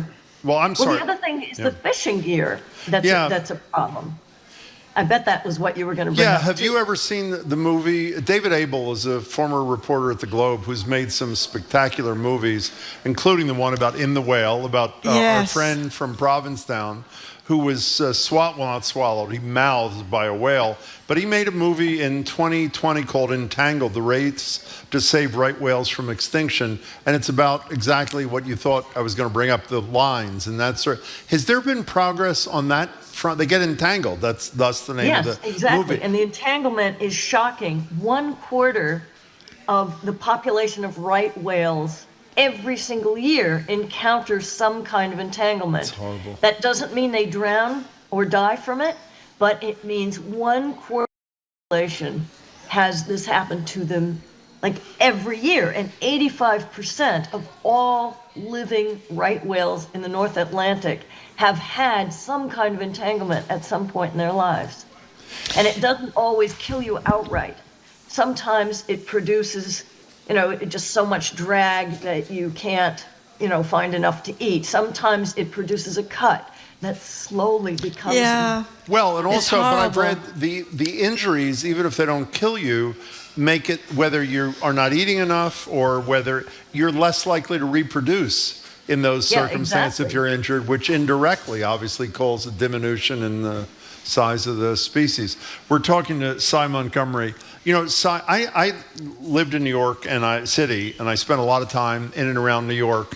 And I never heard of this thing that is lovingly called the Misfit Zoo in Watertown, New York. It is, what a beautiful story. We only have a minute or so. Can you tell it, and then we'll continue. Tell us about it, if you would. Oh, this is a great, sweet story. It's a zoo. Actually, last Friday, the Times had a story on it. And this is a zoo that's been around for 104 years. The community has supported it from the day it started, to the point that the community was actually keeping the alligators at the zoo in their basements one year when like it was impossible to heat all the cages. But and it's filled with like misfit animals like their mountain lion who came in with a fractured hip as a cub and can't be released. Animals like a vulture who can't fly, who cuddles with stuffed toys. And the whole community loves this zoo. But this weird thing happened that the town council was like, even though the whole town didn't want them to, they ended up buying this golf course, and it was a disaster, and they ran out of money. But God bless the New York Times. They ran this story last Friday, and over $100,000 in donations have come in, and more are still coming in. Oh, that's great. That's great. I'm really delighted to hear that. And they're just coming into, it's actually zoonewyork.org. Before we leave, just before we take a break, let me just say there's also a beautiful story in this New York Times piece about Ninja, who's this mountain lion who's been there for a bunch of years, who develops this incredibly deep attachment to a guy who, a 78-year-old guy, her breed, who used to visit the zoo pretty regularly when he was younger, and now, not young, but younger, and now the mountain lion waits for Reed to show up at the zoo. It's just he knew when he was a cub. Exactly. And the lion still remembers him, and he's not going to eat him, we hope. He's not close enough. Watertown, New York. You should check it out. It sounds beautiful. Zoo New York, it's called, in Watertown, New York. Okay, we got to take a quick pledge break, but we'll be right back after that with more talk from the pride of New Hampshire, Sy Montgomery, our naturalist, author, and brilliant person to talk to. You're listening to Boston Public Radio, 89.7 GBH, broadcasting live from the Boston Public Library. Think about it. For 3 hours every day, you get to hear thought-provoking conversations on local, national, and international issues for free. It only happens with your support. So please support your Boston Public Radio listening by calling 888-897-9424 or giving online at gbhnews.org. Okay, this is the last day of our pledge drive. I want to thank people that have taken the time to donate and taken the time to leave their listener comments. Here's a good one, Jim. This is from Leaf in Marblehead. Great. If Juliette Kayyem could please run for president and the rest of your fantastic weekly guests make up her cabinet, think Sy Montgomery as press secretary, Doris Kearns Goodwin as Secretary of State, we would all be A-OK. Love BPR. Keep us centered in turbulent times. I know we just got a text from someone who has a tough time listening to all this tough news about Trump, and it is tough to hear about Trump if you're not a fan of Trump. But it's very important stuff, and we want to make sure that we touch on the important issues involving the president. But anyway, we have a great gift today, and it is a thank you gift for $10 a month, and that's the best way to donate because it is stability for the people that plan our budgets here. We have this soft. The stuff we get is really, really soft. The t-shirts, I don't know where they get it, but it's really soft cotton. This is a black shirt with the statement, keep the free press free. And who doesn't want to do that? I certainly want to keep it free. And on the back it says, love it, fund it. That's in reference to our defunding, of course. It's got the GBH 89.7 logo underneath. So it's a really nice black t-shirt, and it is our gift for the day, $10 a month, 888-897-9424, gbhnews.org. Last hour of pledge on our show. If you want to give during Boston Public Radio, 40 minutes. When you give matters a huge amount to Marjorie, so please it does. give now. Yeah, it really does. I want to get the gold star.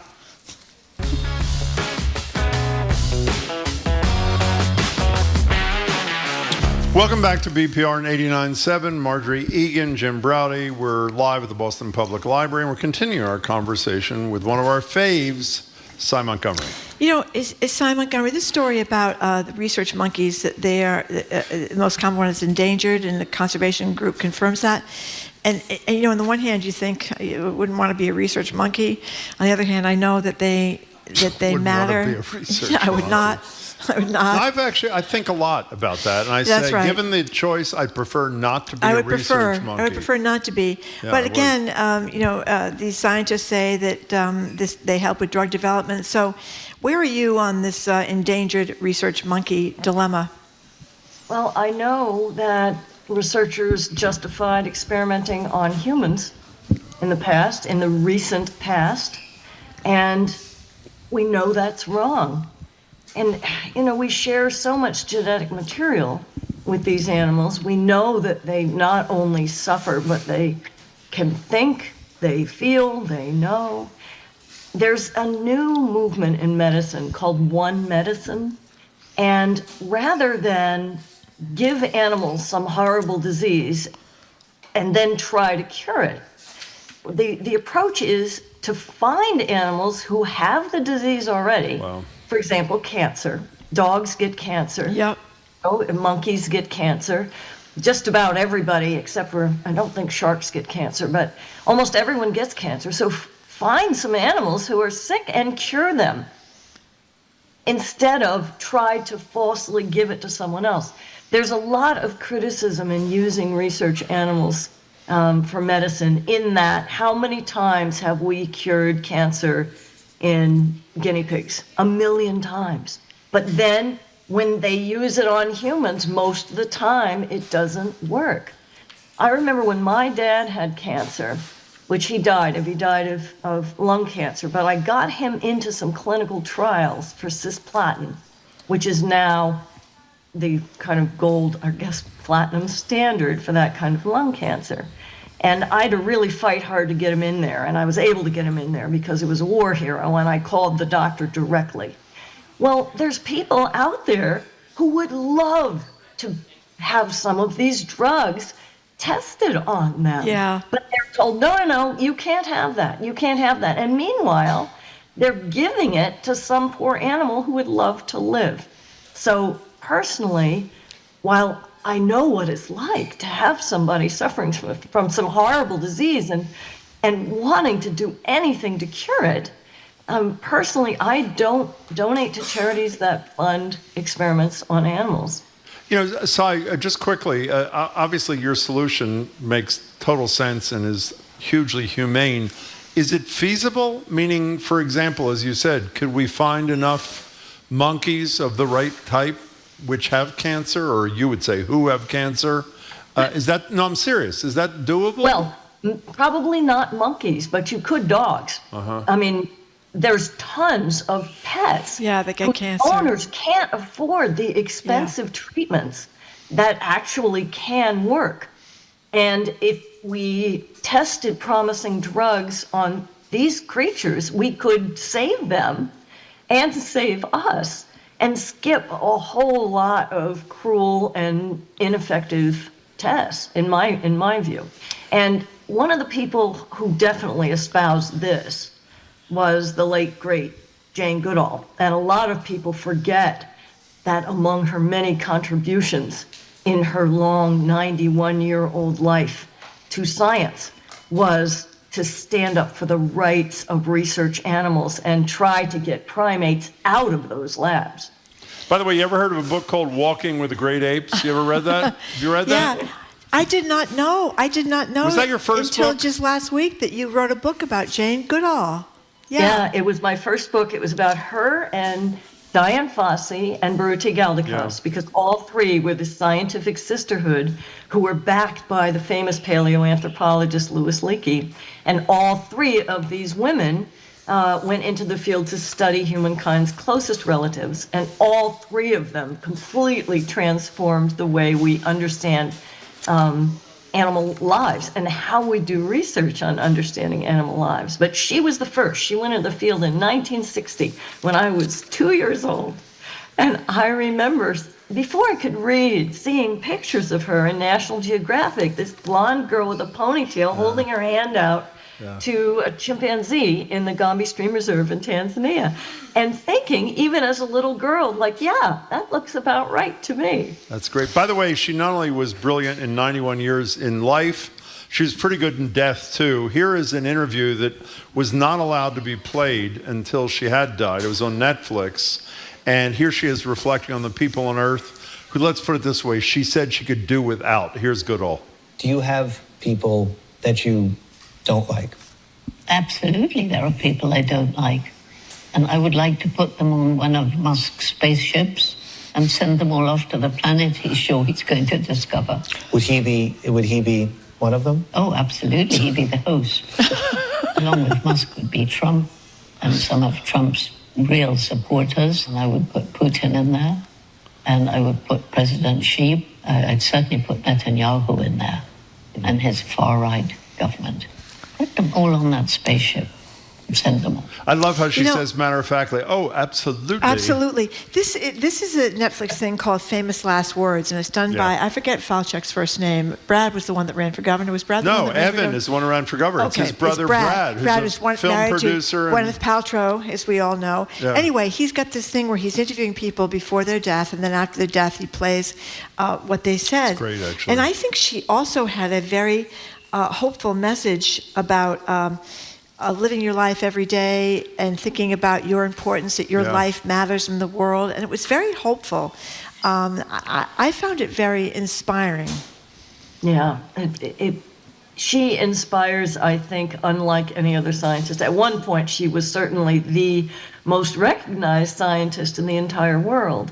And what made her different, I think, was her humility, which allows her to reach out to all of us ordinary people and tell us that our lives matter, that animals' lives matter. And it was her humility that allowed her to not just peer at the animals she was studying from afar and steal glimpses of their lives, but actually become friends with them and use not just her intellect, but also her emotion and her intuition and her relationships with these animals to understand who they were. And that transformed ethology forever. You know who that sounds a lot like, by the way? Jane Goodall. No, it sounds a lot like the person we're talking to. She's talking about Jane Goodall. She sounds like Exactly. Jane Goodall talking. Anyway, I'm going to play one more of these clips because I thought it was so good. Here she is again in the Famous Last Words on Netflix series with her message from Hope Beyond the Grave via Netflix. In the place where I am now, I look back over my life. What message do I want to leave? I want to make sure that you all understand that each and every one of you has a role to play. You may not know it, you may not find it, but your life matters. And even today, where the planet is dark, there still is hope. Don't lose hope. That was incredible. Just Wow. incredible. You know, nice to hear that when people are so upset about everything. Hey, Sy. Sy Montgomery. Wonderful to see you as always. Thanks. Great to talk to you. And my little granddaughter loves the turtle book that we got from you last week. She thought it was swell. Especially when I said I actually met the turtle and actually pet the turtle on his great that's big great. huge Fire shell. chief. Bring her next time you're in Hancock. We will do. That'd That's be great. right. That'd That's be great. right. Thank you, Sy. Good to see you, Sy. Okay, we have been speaking with Sy Montgomery, naturalist, author of many incredible books. The latest is the one I just mentioned, The True and Lucky Life of a Turtle. You're looking for a great gift to give to a kid, or a grown-up for that matter, but the kids love it too. The True and Lucky Life of a Turtle is a wonderful book. Coming up after this quick break, we'll talk about the iconic monument that President Trump is altering, the White House. Even if it needed a revamp, is there something gross about the way he's just kind of taken a hacksaw to the people's property? I'm Marjorie Egan. He's Jim Browder. You're listening to BPR and GBH live from the Boston Public Library, streaming at youtube.com/GBH News. Think about it. For 3 hours every day, you get to hear thought-provoking conversations on local, national, and international issues for free. It only happens with your support, so please support your Boston Public Radio listening by calling 888-897-9424 or giving online at gbhnews.org. The number again, 888-897-9424 or gbhnews.org. Jim, I lost a piece of paper with all the nice remarks. You're going to have to pick up the paper. I will, but can I say, this is it, by the way, for us. The pledge drive continues throughout the day. That's right. But for Marjorie, you think I'm kidding when she says she cares to give during our show. I am not kidding. She wants you to give during our show. We have exactly 30 minutes left in our show. If you want to make Marjorie happy I want to raise more money, contribute to a good cause, namely the livelihoods and the work of our wonderful colleagues here on the air and off, you call 888-897-9424, gbhnews.org. You do it now. Did you find the statements or you didn't? You threw them out? I did. I just found them. I got them now. Marjorie wants to read some of these. Go ahead. Okay, listen to this. This is Judy from Bellingham. I am a longtime listener of Jim and Marjorie. Sorry it took me so long to finally take action and donate. The time to act is now. Thank you, Judy. Here's Peg and Ashland. I can't wait to proudly show my support by wearing the T-shirt you're offering today, and that's the one that says, what does it say about it's got long sleeves, keep by the way. Keep the free press free and love it, fund it, and it's got long sleeves. That is correct. It's not just a T-shirt. And it's that really soft shirt. cotton, which distinguishes us. So anyway, I can't wait to proudly show my support. But wearing the T-shirt you're offering today, someone really smart said, the press is for the governed, not the governors. Great line. I like that. Thank you to Jim and Marjorie and your colleagues. We need you, says Peg and Ashland. Thank you very, very much. I thank you to all the people that took the time to donate, because as we've said so many times this week, we have lost our government funding, which was significant, and we are depending now on your generosity to help us through these tough times. We hope we will at some point get it back. Marjorie and Jim, you are my daily lifeline when commuting 2 hours a day. Thank you for being there for us commuters. Love your show. Longtime listener Diane from Wakefield. Thank you very much. Again, the number is 888-897-9424, gbhnews.org. And I really do like to get a lot of contributions during our 3 hours here, because I want to beat everybody else. 28 minutes. The bottom line. 888-897-9424, gbhnews.org.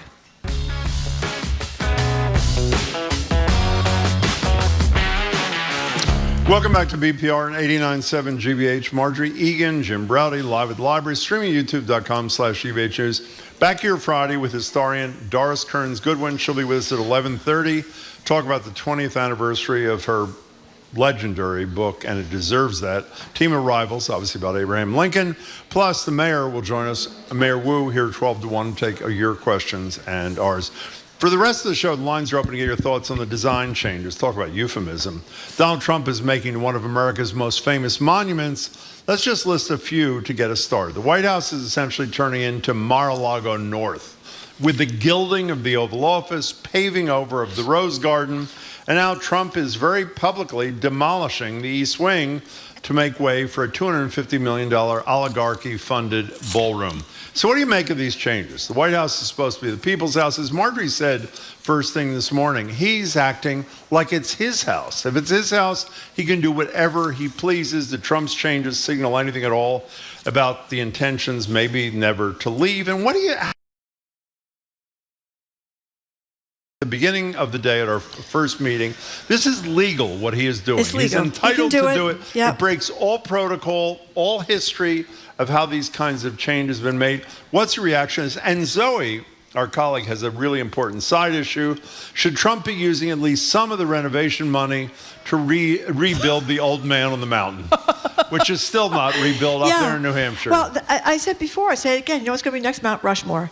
You know, I mean, By the way, if you don't think who's going to go? Washington, Jefferson, Teddy Roosevelt, or Abraham Lincoln? He's going to be added, okay. There'll be a fifth head. By the way, if you do not think in the next 3 years fifth head. He's going to commission a fifth head, Can you imagine? You're out of your whatever. 877-301-8970. What's your reaction? Most of it's a gut reaction, emotional reaction to seeing the pictures from the Treasury Department yesterday of this gutting, this destruction of the East Wing. By the way, not even covered, which is not only unsafe, but also a security risk. Putting that aside, it's really the emotional reaction, and it's the fact, as again, to quote you a second time, he doesn't own this thing. It's Presidents who've made alterations in the past, and there have been plenty, have gone through all the architects. They've consulted all the appropriate kinds of people about design.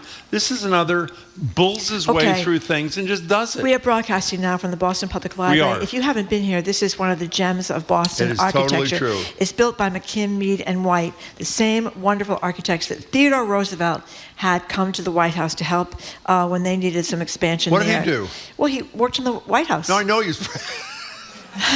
Oh, Theodore Roosevelt? No, I mean, what was the... I don't even know. What change did he make? Do you know or you don't know? Did you say he made changes? Yeah, What they did he had to do? expand the presidential home, including the West Wing. Oh, I didn't know and that. the classically leaning design team also removed Arthur's Victorian additions and changed it to be more sturdy. But the thing is, if you haven't been to this library before, this is one of the great gems, as I just said, of the city. It's got an incredible courtyard, incredible building over there. Oh. Staircase, looks like the upstairs of the Trinity Library in Dublin, Ireland. It's I mean, this is a beautiful. gorgeous building. What's your point? Well, I think that the White House rebuilt the East Wing by Donald Trump for the ballroom. It's going to be really tacky. It's going to be full. He loves to put all that gilded fake gold all over the place, and he's going to put fake gold all over the place there. As a matter of fact, somebody's calling this the ornate Gilded Age design, which I suppose is fitting because we are in a Gilded Age, as we know, with the income inequality. But I mean, that's what it's going to look like. He's paved over with paver stone the rose garden that was also put in by Jacqueline Kennedy. And I would argue that Jacqueline Kennedy, who was a student of art history and a student of art and was a student of literature, was someone that worried about classing it up, not classing it down. Okay, before we get to your calls, which we'll do in about 30 seconds, one of our colleagues made a very important point I'm embarrassed I didn't make. We should recap. There's no old man on the mountain in New Hampshire, and as Marjorie regularly mentions, there are no sidewalks either. 877... Well, there are some. Not many. 877-301-8970. We want your reaction to seeing what you saw yesterday about the coming down of the East Wing of the White House. Lynn in Worcester, you're first. Hi. Hi. Hi. Long-time listener, first-time caller. We love both those things. Thank you. Of course.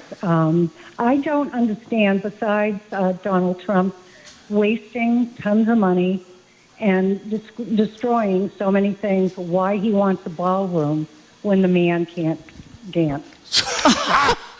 Oh, I didn't know that. Well, I thought I saw him dancing at the inaugural.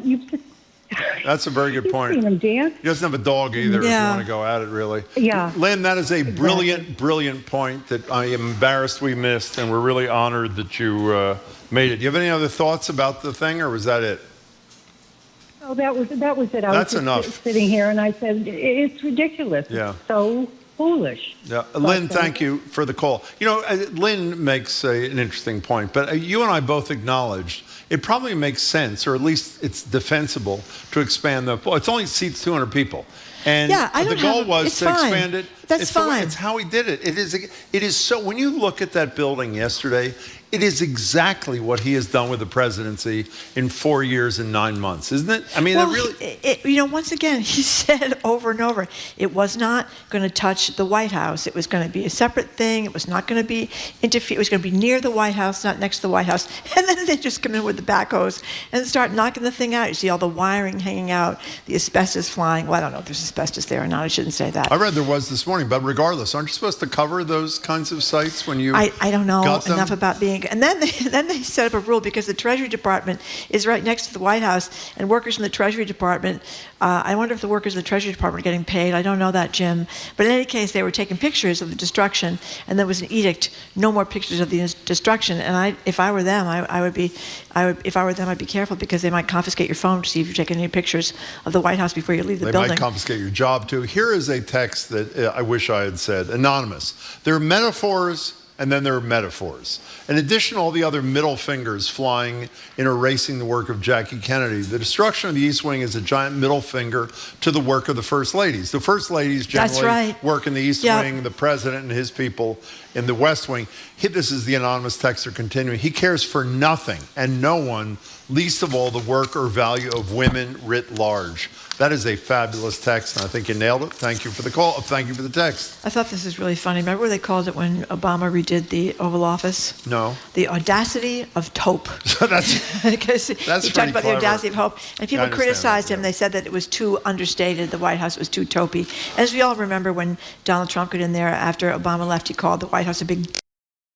He denies that, of course, like he denies everything of that sort. And but now we think there's going to be a lot of gildification going on in the ballroom. A lot of gold-hued upholstery, that kind of thing. Should we play the Jackie Kennedy sound one more time? No, it's a beautiful sound. I love the Jackie Kennedy sound.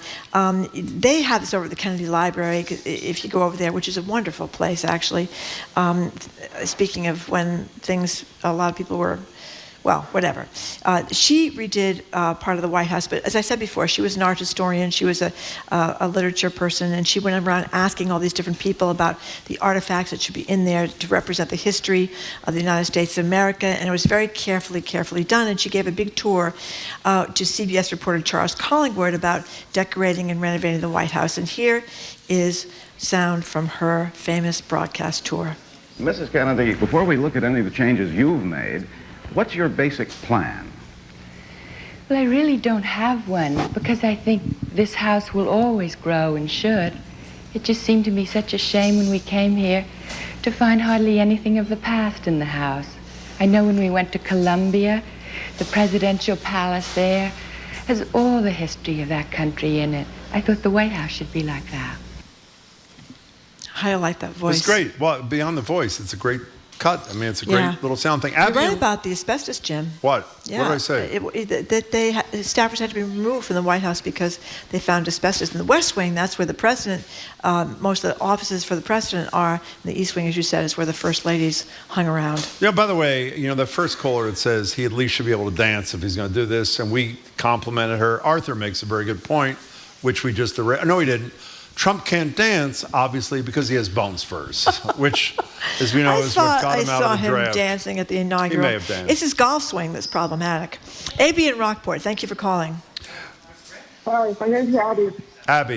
Abby, I'm sorry. AB? Yes. That was Marjorie, not me. Go ahead, AB. National Conservation Commission.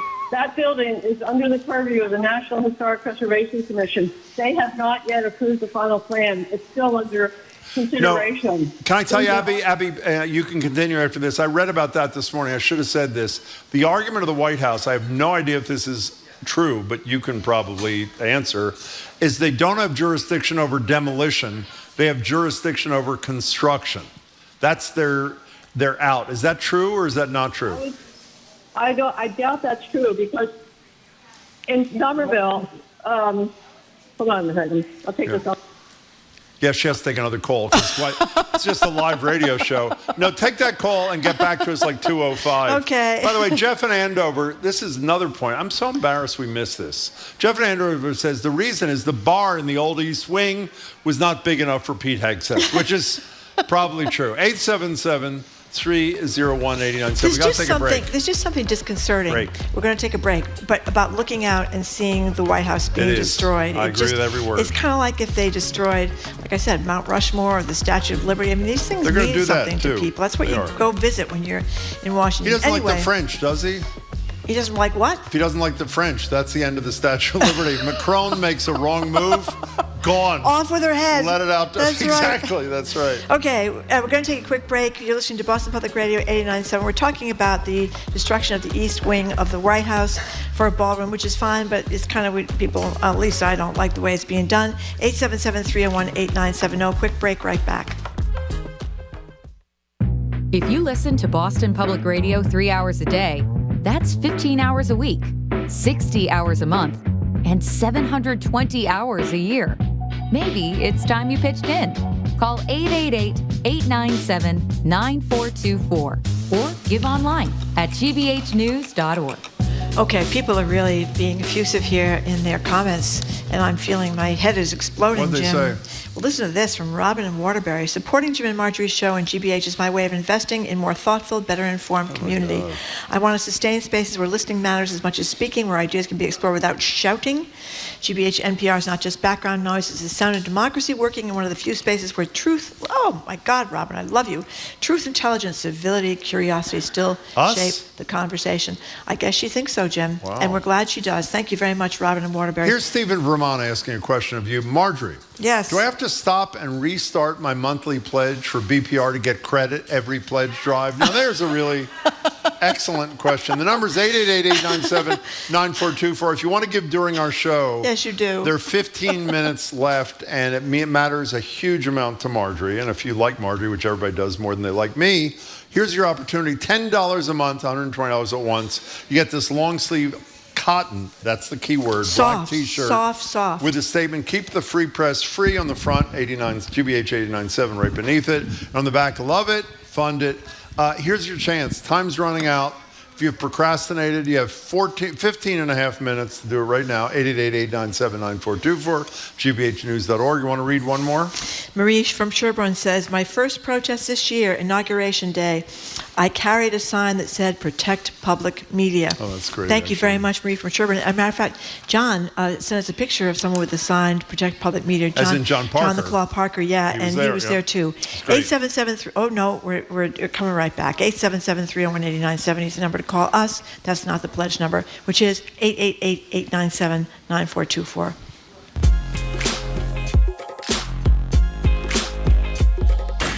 Welcome back to BPR. Jim Browdy and Marjorie Egan. We're at 89.7, streaming on youtube.com/GBH News. Tomorrow, Doris Kearns Goodwin. Friday, Doris Kearns Goodwin at 11:30. Mayor 12 to 1. Here's Trump, just to get Marjorie totally aggravated, rhapsodizing about the ballroom construction at a Senate Republican luncheon. I think it was yesterday. In the this is a double whammy, in the newly paved over Rose Garden. Yeah. Here it is. You probably hear the beautiful sound of construction to the back. You hear that sound? We hear it. That's music to my ears. I love that sound. Other people don't like it. I love it, Josh. I think when I hear that sound, it reminds me of money. In this case, it reminds me of lack of money because I'm paying for it, so it's the opposite. Yeah, he's not paying for it. Yeah. Does that bother you? We haven't mentioned that since this morning. He is bragging, and I assume that makes a lot of Americans happy. Allegedly, the $250 million is coming from the likes of Bezos, Zuckerberg, etc. Now, it's good it's not government money. The flip side is they're buying further influence and access to the President of the United States. Is that not troubling you? Well, that's troubling me, and the fact that he's claiming when he gets never mind, that's a different case, the $230 million. Yeah, he's going to give that to charity. That's not happening. And he's defrauded his own charity, so that's probably not going to happen. So what do you think about seeing the White House getting smashed? Kathy and Newton, thank you for calling. Hi, Kathy. Exactly, Kathy. Is Kathy there? She's speechless from this whole thing, and she's probably the person who's calling that other caller on the phone. Kathy, we'll get back to you some other time. Thank you very much for calling in. Abby in Newton has made her phone call, and now she's back. Oh, Abby. Hi, Abby. I'm back. As we call I'm in you. Rockport. Abby in Rockport. Hi. Oh, I Rockport. was on the Historic Preservation Commission in Somerville for 12 years. Yep. And you couldn't tear down a building without our approval. Abby, he's violating the Constitution all over the place. He's doing all sorts of illegal things. So I don't think he's going to stop at this one. It's not actually illegal. This one is not. I agree with that. I totally agree with that. Yeah. But he just violated the Preservation Act. That's all. Yeah. Well, whether he technically violated it or not, he clearly violated history and protocol. How We many hear you, Abby. Not amendments? everybody agrees with you. Are we up to? We appreciate it. Thank Fourth you. Amendment, 13th, 14th, What 15th. about it? The ones he's violating? Yeah, he's violating all these, the constitutional provisions. He is the Constitution. What do they call it? Judicial. Exactly. Killings of these people in Venezuela. Oh, yeah. Without any evidence that they are. That's in actually fact, something a few Republicans care about. It's shocking. It's really shocking. We do not have evidence that that they're carrying fentanyl. And by the way, I think it was two people that survived. We're not going to hear from them because they sent them right back to Colombia. Yeah, they did. Okay, let's go to Joe in Fall River, my hometown. Hi, Joe. Hey, Joe. Hey, guys. Thanks so much for taking my call. Long-time listener. Thank you. In my opinion, this is just another grift on top of a million other grifts that he's run during his short tenure as president here. I guarantee he's going to get a sizable portion of that $250 billion that supposedly he's shelling out to build that new addition to the building. Aside from the fact that he sells clocks, watches, sneakers, men's underwear, God knows what else. I mean, it's just cheapened the office, in my opinion, and it's unpresidential, unbecoming of the office. And I don't know how the Emoluments Office or the Ethics Committee doesn't jump all over this. Joe, Marjorie Egan, for the first, I'd say, 2 months of the first Trump presidency, talked about the emoluments clause of the Constitution almost every day. She was 100% right. You were 100% right, and nobody gives a damn. Joe, the Constitution is so yesterday. I mean, that's where we're at. Did you hear, Joe, thanks for the call. Did you hear that he is charging, I don't know if it's General Services Administration, whatever, $1,000 a night at Trump hotels for Secret Service people to protect his family? Oh, yeah. And by the way, they should protect his family. That's the law. That's the tradition. But at Trump hotels, $1,000 a pop at his hotel. This went on all during the first administration. The first time around, he's doing it the second time around too. But again, he's breaking lots of laws, and it seems not to. But listen to this. This anonymous texter just said, "You people are unbelievable. Your Trump derangement syndrome is off the charts. A bar is being added at no cost to the taxpayers, and future presidents will utilize much more than Trump will." Well, a lot of people think that. He or she is entitled to that opinion. He's entitled to that opinion, but I don't think it's Trump derangement syndrome when you are upset that a person is violating the Constitution over and over again. Who is the President of the United States? I don't think that's being deranged. I think that's being a patriotic American that believes in the United States Constitution. I'm with you. We have 30 seconds for Bruce in a car. Hi, Bruce. Hey, how are you? Yeah, so he's famous for never paying construction people. Great paying anybody point. that does work for him. Great point. How do we forget that? Go ahead. I'd be very surprised if he ends up paying these guys and leaving them hanging. By the way, you're a genius. Yeah. He's going to take the $250 million from Zuckerberg and Bezos, and he's never going to pay the construction costs. You are brilliant, Bruce. I can't believe we forgot that. He has a history of paying no vendors, I think, as you know, in his private life. Yeah, that has been shown over and over again. Okay, well, we are done for today. We are done for today. And we are done with Pledge, but thank you very, very much to people who took the time we're to not donate. done. There's still 9 minutes on our show to do it. Okay, 9 minutes left to show. I stand corrected, 9 more minutes for Pledge. So we really appreciate the people that did donate, especially the people that never donated before, decided this was an important time to donate because of our government funding being taken away. So we are done. Thanks for listening to another edition of Boston Public Radio. Thanks to everybody who came down to see the show at the Boston Public Library. Keep up with this 24/7 by our podcast, or check out our TikTok page at Boston Public Radio. Tomorrow we'll speak with former Massachusetts Secretary of Public Safety Andrea Cabral, Jeremy Benami, the founder and president of this pro-Israel, pro-peace nonprofit, J Street. MIT economist John Gruber is going to talk to us, of course, about the state of the economy. Former Obama event celebrating women business leaders in Boston. We want to thank our great crew, Zoe Matthews, Aidan Conley, Nicole Garcia, Hannah Loss, additional support from Myra Donaldson. Our engineer is John LeClaw Parker. Our executive producer is Jane Bologna.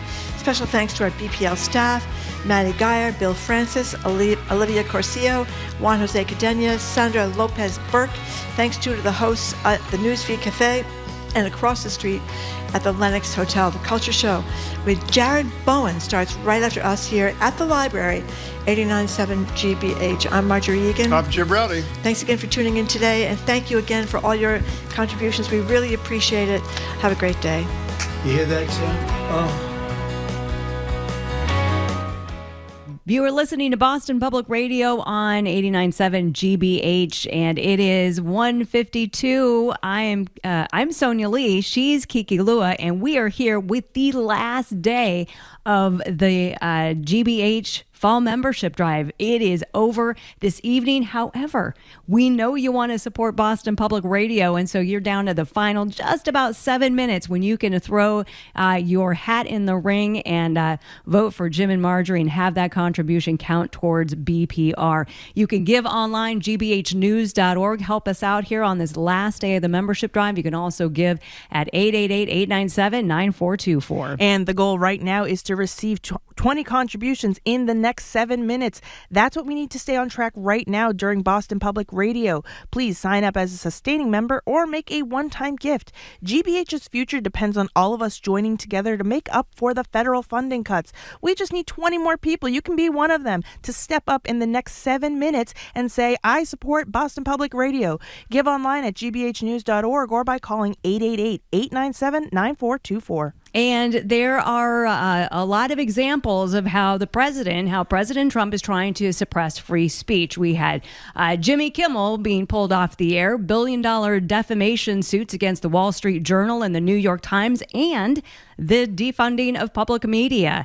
And these actions are a huge wake-up call that our Bill of Rights should never be taken for granted. And in this crucial moment, we ask you to help shore up your right to a free press by supporting GBH and NPR and BPR. The money you give right now will go into the reporting and programs that keep our governments accountable. It is especially important right now, and BPR fans are really looking for you to rally here in these final minutes of Boston Public Radio. You can show your support. Stand with us right now, gbhnews.org, 888-897-9424. And freedom of the press is not just important to democracy, it is democracy. So when you support GBH today, we will say thank you with our brand new long sleeve t-shirt with your donation of $10 per month or $120 all at once. It is a soft cotton black t-shirt with the statement, keep the free press free, tastefully displayed across the front, along with the GBH 89.7 logo underneath. And on the back in smaller font is, love it, fund it. So whether you're coming or going, people know that you support freedom of press and GBH 89.7. It is the last day of the membership drive, so we're encouraging you to stand with GBH and a free press by signing up as a sustaining member at just $10 per month and getting this new t-shirt when you do. You can also give $120 all at once when you go online to gbhnews.org or call 888-897-9424. And we know Jim loves a cotton tee. We know he loves that cotton. And you know what else Jim and Marjorie love? They love sustaining members. They really do encourage sustaining memberships, and that's what we are doing here right now. We're trying to get as many folks as we can to sign up as sustaining members or increase their gift, and that's where you give monthly. You choose the amount. It's a reoccurring gift from your bank account or credit card, and that's a great way to support the station, but it also helps us so that we have that consistent source of funding month after month, and we don't have to live pledge drive to pledge drive given we don't have any more federal funding. You can join as a sustaining member. It's simple to do at gbhnews.org or 888-897-9424. And if you've never given to public radio before, we are talking to you. You listen every day. You count on NPR and GBH as your primary source for news. This station runs on idealism. It runs on the belief that you will see the fairness in paying for what you use. GBH is worthy of your attention. That's why you listen. So now we ask you, at a time when the government support is gone, please give any amount that you think is fair. Become a first-time member to GBH right now, either as a sustainer or one-time donation, online at gbhnews.org or by calling 888-897-9424. All righty, we are down to 12 contributions. This is terrific. We started started with 20 down to now 11 more people giving here in these final just about 3.5 minutes. Betsy in Newton Center says, I wait for 11 o'clock every weekday to listen to Jim and Marjorie. They start my day off with just what I need. And she said, my goal was to get this donation in by 2 o'clock to honor them in their show. Well, Betsy, you made it. Just want you to know you made it in there. And if you want to join in with Betsy, you got 3 minutes. GBHnews.org, 888-897-9424. The GBH membership drive is coming to an end this evening. So if you have yet to give, then please don't put it off any longer. You also only have 3 more minutes to get your financial support in for BPR. Your financial support is essential so that we can continue to keep you informed with the fact-based journalism you trust in the months ahead. Every single dollar matters. $10 or $15 or maybe even $30 a month on the Sustainer plan or whatever your budget will allow right now. GBHnews.org or by calling 888-897-9424. And if you want to pick up our brand new long sleeve t-shirt, free press t-shirt, and support BPR, then you only have a couple more minutes left. $10 a month as a sustaining member. And, freedom of the press, it's not just, it is democracy, and this t-shirt tells a story for you. It's a black t-shirt with the Keep the Free Press Free statement right across the front and the GBH 89.7 logo on the back in a smaller font. Love it. Fund it. GBHnews.org, 888-897-9424. Speaking of. And that's right. Love it. Fund it. I'm talking to you, Boston Public Radio fans. This is the moment to step forward and let us know that this is one of your favorite shows on GBH. Now that our federal funding is gone, we need everyone who loves BPR to fund BPR. It's just that simple. Be one of the people who powers BPR and GBH. Become a sustaining member. 888-897-9424. And we made that goal. Thank you so much, BPR fans. If you're on the phone, on the web, it will still count. GBHnews.org.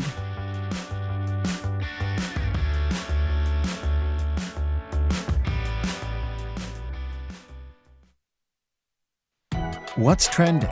What's interesting? What's going on around town? We're talking all things arts and culture on The Culture Show. Next on GBH 89.7. Funding for our programs comes from you. And Global View Communications, providing customized inclusion strategy recommendations to organizations that align with our culture and business priorities. Learn more at inclusionitsworthit.com. Global View Communications. Inclusion, it's worth it. And Massachusetts Maritime Academy, where education meets transformation. Their Learn, Do, Lead philosophy is designed to deliver students prepared for global leadership in careers on land or at sea. Maritime.edu. You're listening to 89.7 WGBH HD1 Boston. Online at gbhnews.org. GBH News. What matters to you? Good afternoon. With the latest from the GBH Culture Show News Desk, I'm Henry Santoro. We begin with the departure of longtime Coolidge Corner Theater Executive Director and CEO Catherine Tallman. Tallman announced yesterday that she would step down from her job at the legendary theater in 2026. Tallman was named Executive Director of the nonprofit Coolidge in 2013, and during her tenure, the facility evolved from a beloved local art house cinema founded in 1933 to a nationally recognized cultural and educational institution centered on film and the cinematic arts. Deputy Director Beth Gilligan has been named as Tallman's successor. And speaking of films, local filmmaker Vinnie Stragas presents the world premiere of his film, Life on the Other Planet, at the Regent Theater in Arlington this Friday night. Debased, debauched, drugs, alcohol, sex, rock and roll, everything that made me so motivated. The film centers on the Boston punk rock scene of the 1970s and 80s. In his teens and 20s, Stragas, like me, spent night after night in the countless rock clubs in Boston and Cambridge, seeing bands like The Neighborhoods, Willie Alexander, Robin Lane, Mission of Burma, Human Sexual Response, The Atlantics, The Liars, The Nervous Eaters, and so many more. The time was just right in America for this to happen. I don't think you can ever have that again. It was brand new. The film is chock full of original scenes from the clubs, and it should be noted that much of the footage was taken from the GBH archives. Friday night's film premiere will feature a live performance from the Nervous Eaters, who are still cranking out the hits. For more information, go to lifeontheotherplanet.com. That's this edition of the GBH News Weekly Wednesday Afternoon Culturecast. I'm Henry Santoro. Next up, The Culture Show with my friend and yours, Jared Bowen, live at the Boston Public Library.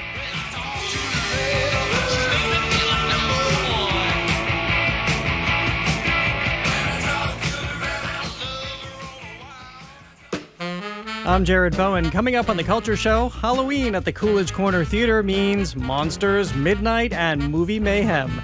For more than 2 decades, horror fans have packed the Coolidge for a 12-hour descent into darkness, watching their favorite creatures come alive on 35mm film. We'll get a sneak peek of this year's marathon with the Coolidge's own curator of chills, Mark Anastasio. From there, writer Gish Jen. She's long written about what it means to be American and what it means to belong, how families and cultures shape who we are.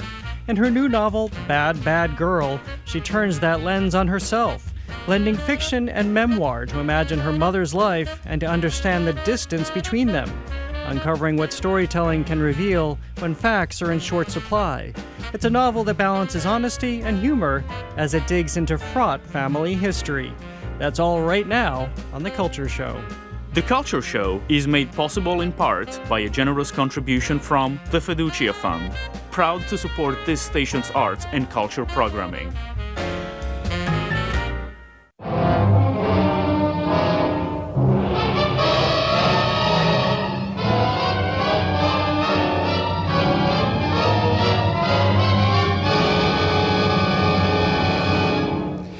Jared Bowen, this is The Culture Show live from our studio at the Boston Public Library and streaming on the GBH News YouTube channel.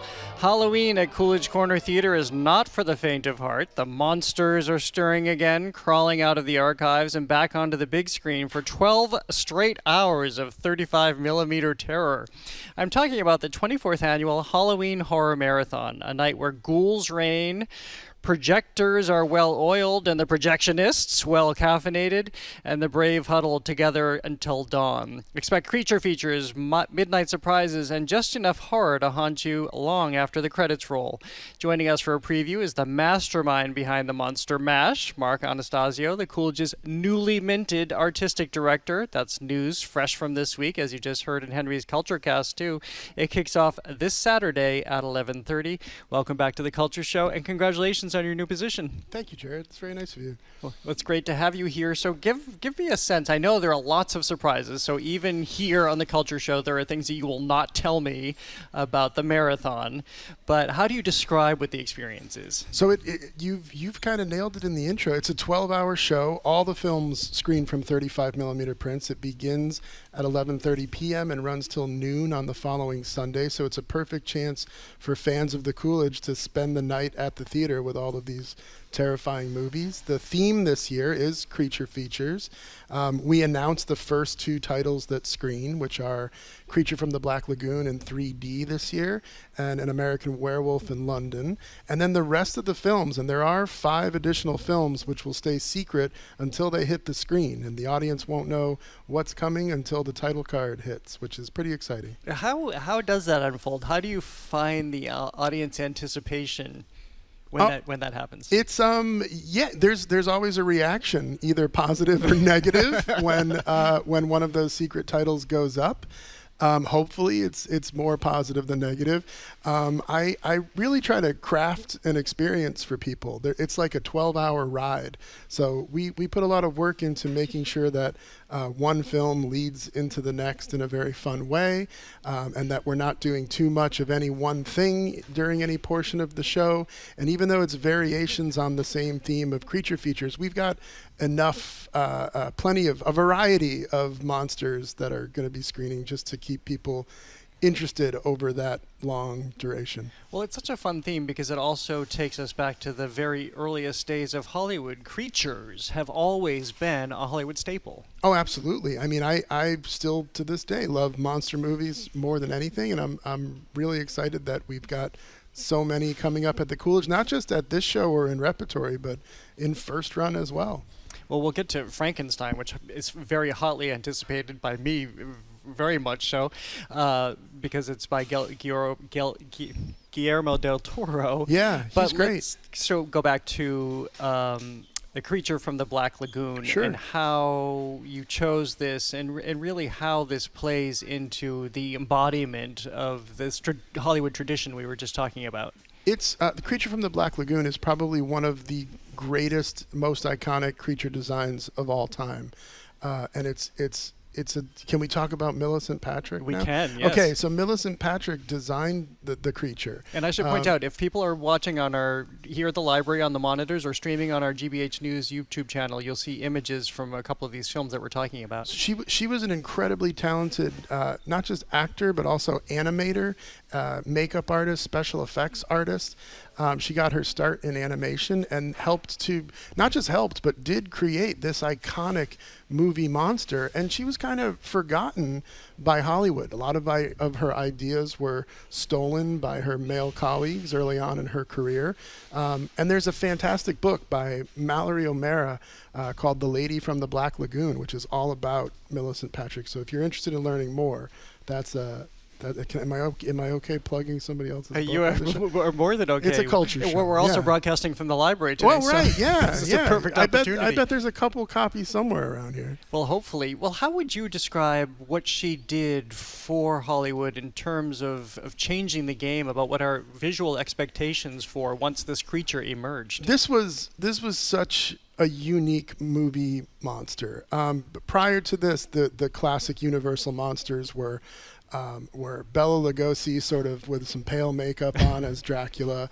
Some really great creature, I don't mean to downplay it, but some great creature effect makeup on Boris Karloff as Frankenstein. The Wolfman was obviously wonderful, but this took it to another level where you have an actor wearing really heavy prosthetics and also doing so underwater.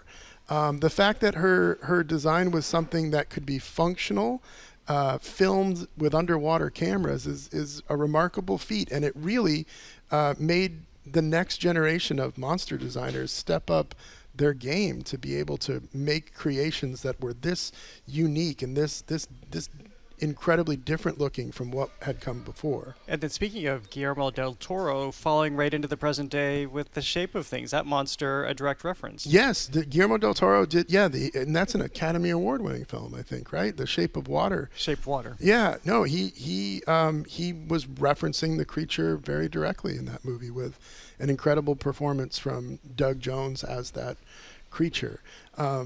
Yeah, I think I don't know. Like there's just something wonderful about a creature performance that audiences really gravitate toward, especially with Creature from the Black Lagoon. It's a very sympathetic monster. Well, let's flash forward to An American Werewolf in London. This is the other non-surprise on the roster that you've already announced. Here's a little bit from John Landis's 1981 cult horror comedy classic, An American Werewolf in London. Here, David, an American backpacker, is visited by his undead friend Jack after the two of them are attacked by a werewolf. David! What? Now, I'm really sorry to be upsetting you, but I have to warn you. Warn me? We were attacked by a werewolf. I'm not listening to this. On the moors. We were attacked by a lycanthrope. A werewolf. I was murdered. An unnatural death. And now I walk the earth in limbo until the werewolf's curse is lifted.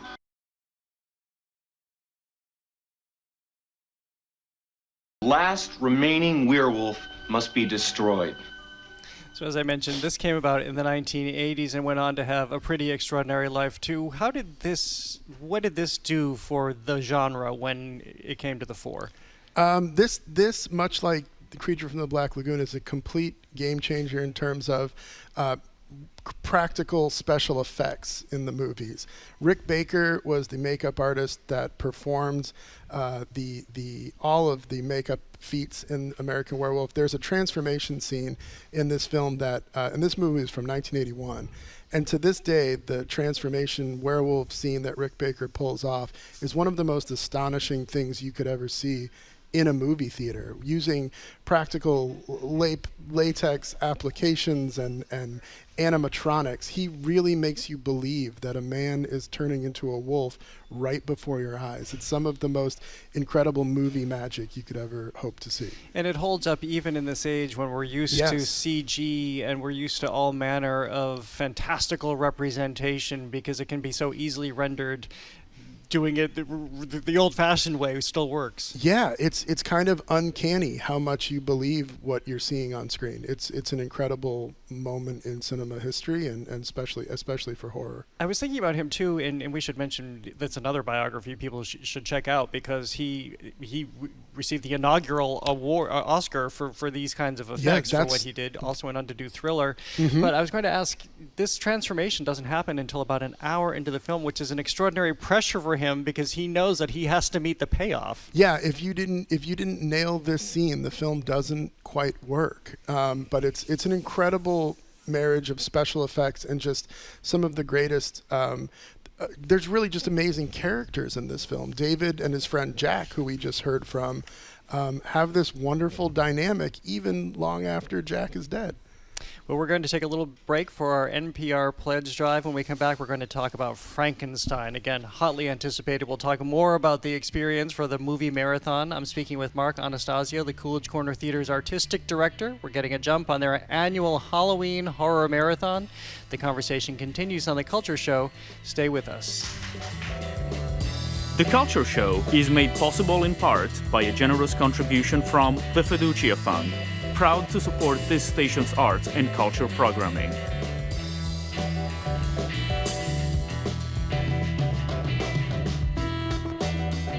888-897-9424. You've been hearing us say that number for a few days now. This is the last day you're going to be hearing us say that. Hi, I'm Edgar B. Herwick III, co-host of The Culture Show, here on the final day of our fall membership drive, asking you, if you have not yet, to take part in it. And with me in this endeavor is the one, the only, you know him. He culture casts at you every Wednesday, Henry Santoro. I just got an email from someone who says, I want more music. Thank you so much, Edgar. Such a pleasure to be here as part of the Culture Show today. It is the final day of the fall membership drive. It was a very quick week, and these T-shirts are flying off the shelves. Tell us more about the T-shirt. Tell us more. I will indeed. Support GBH. We'll thank you with a brand new long sleeve black T-shirt, soft cotton, and it's got the statement, keep the free press free, right across the front with the 89.7 GBH logo underneath, and then you turn around, and on the back it says, love it, fund it. It's the last day of the membership drive. We're encouraging you to stand by GBH and a free press by signing up as a sustaining member. It's $10 a month or $120 all at once. A small price to pay, a brand new shirt right from GBH. Hot off the presses. My wife, nothing. But if I borrow one of her dresses, all of a sudden we need to talk. Yeah. You know? 888-897-9424 is the number if you want to do it on the phone. gbhnews.org if you want to do it online. I'm going to dub this, as I often think about at the end of these drives, it would be my time to shine as somebody who's going to contribute, because it is Procrastinator Wednesday. For all of those of you out there who have been listening to this message over and over again for this week, and you've been thinking to yourself, yeah, I should probably do it. I'll get to that. This is it. This is the final day. This is the time where you stand tall. As I like to say, if you wait until the last minute, Henry, it only takes a minute to do. So that's true. 888-897-9424. In fairness, probably take about 2-3 minutes, but make that contribution right now. You know, as we've been saying during past fund drives, we've talked a lot about how a very small percentage of our operating budget came from the federal government, but a small percentage of our operating budget nevertheless was important, and it is gone.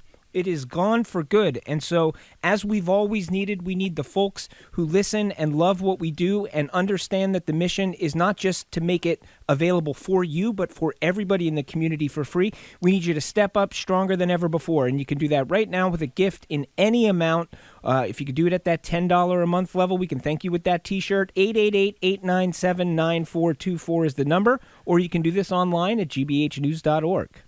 And the sustaining membership is the way to go because it just takes a little time, a couple of minutes to get your information, how you'd like to donate, whether credit card or check, or however you want to contribute to us is fine with us. And it's easy. You just pick amount that you want to charge, $5, $10, $15 a month. It comes out of your credit card, 888-897-9424, and click that donate button on gbhnews.org. And as Edgar said, $10. If you can give $10 a month, we'll send you this brand new awesome T-shirt, and you can see that T-shirt at gbhnews.org. Charlotte in Upton, we want to thank you for your gift. Charlotte says that they depend on the thoughtful, in-depth news they receive from GBH on a daily basis, and says, I also adore Jared Bowen and the Culture Show. You are such a gift to us all. We thank you for your contribution, and we thank those of you who are about to contribute, those who have contributed earlier in this drive, or really in the past, and those who are about to do it. As Henry was saying, $10 a month, we can say thank you on this final day of our drive with that cotton T-shirt on the front, keep the free press free, and on the back, love it,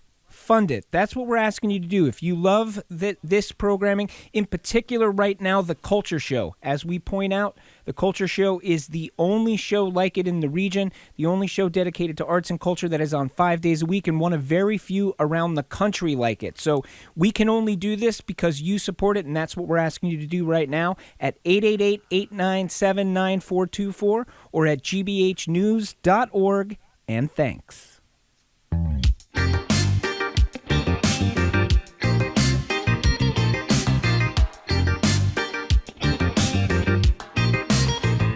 I'm Jared Bowen. This is The Culture Show, live from our studio at the Boston Public Library and streaming on the GBH News YouTube channel. If you're just tuning in, I'm speaking with Mark Anastasio, Artistic Director at the Coolidge Corner Theater. He's giving us a preview of their annual Halloween Horror Marathon, 12 hours of horror, all on 35mm film. It kicks off Saturday at 11:30. You're the MC to this. Yeah, I try to build up a tolerance for staying up late over the course of this week so that I can make it through the whole show by Saturday. But I'd like to introduce each of the films that comes up in the program. How personal are all of these films to you? You have to, as artistic director, you have to, of course, look at them objectively, but we know every movie lover brings so much of their history to it. Yeah, this year it is kind of closer to my personal favorites, certainly with Creature and American Werewolf. Those are two of my favorite films of all time.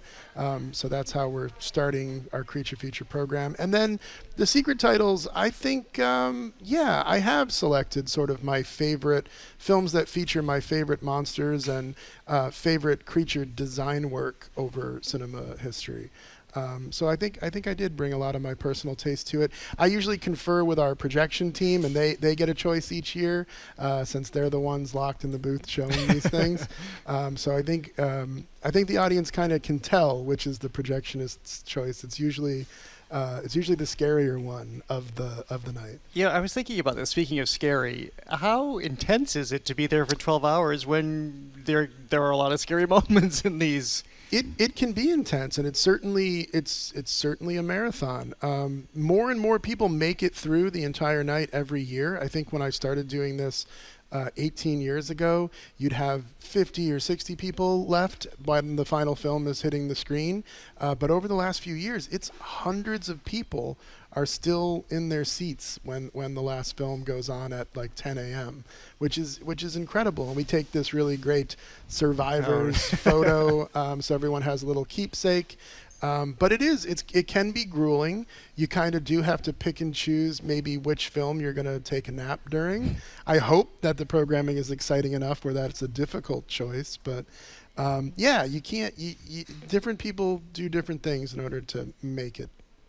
Well, I want to talk about Frankenstein. There is, for people who don't know, there is a new film just premiered at Venice, and reviews are starting to trickle out. It's by Guillermo del Toro, who I think is just one of the most fantastic directors working today. Here's a little bit from the trailer of Frankenstein, which opens at the Coolidge Corner Theater in 35mm. We'll talk about that in a moment. This Thursday. I remember pieces. Memories of different men.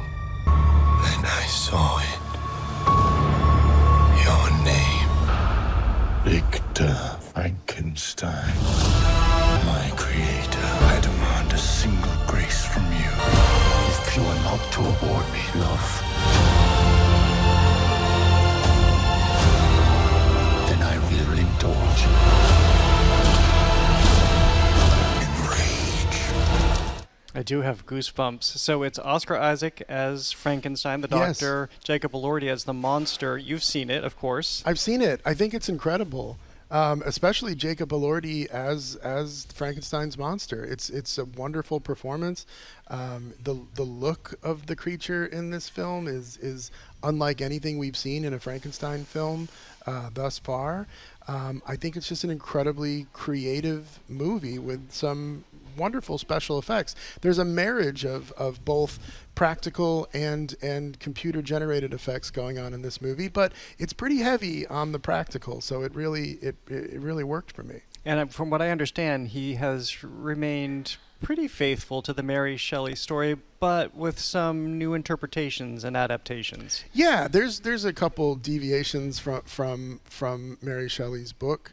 But it's a really enjoyable film, and it's very much a Guillermo del Toro film. It's so lush and beautiful and has incredible texture, and the characters each have their own strange quirks. These are all sort of trademarks of his movies, but I can't think of a director I would rather see adapting Frankenstein than Guillermo del Toro. This is kind of the movie he was born to make. I think. How do you see that? Because we have to be reminded that while he's called the monster, this is a man who is cobbled together and brought into this world not of his own volition and trying to find his way into this world. There's a great deal of sympathy I think we need to carry to the character. Yes, this is an incredibly sympathetic character, and the film really dives into that. The creature, I don't think it's spoiling much to say that the creature has his own story to tell. I mean, it's told in multiple parts, this film, and I think, for me, the creature's portion of the movie is what I fell in love with most. As we mentioned, you'll be showing this in 35mm, the same with the Halloween Horror Film Festival, the marathon. What's the significance of that, and especially for this film? Oh, this is a film that is just full of such incredible detail, and so much creativity has gone into every shot and where everything is placed in the frame, and there's nothing like seeing a film on film as far as detail of picture and texture and clarity. I have yet to see it on film, and I'm so excited to see it again in that format. Because you've seen it in the digital projection. I've seen a digital projection of it, at a film festival. And just during the pledge break, you were describing that for the first moment in a while, you'll have two playing. And what does this suggest about a return to form? Yeah, so for both Frankenstein and Begonia, which we opened this weekend, are both screening in 35mm in each of their respective houses. And that's the first time that we've had 35mm running regularly in two theaters, I think since 2013, 2014, when the industry shifted to digital formats. I think it suggests that 35mm will become less of an anomaly or special a special presentation and more of an industry standard, which I think is cool.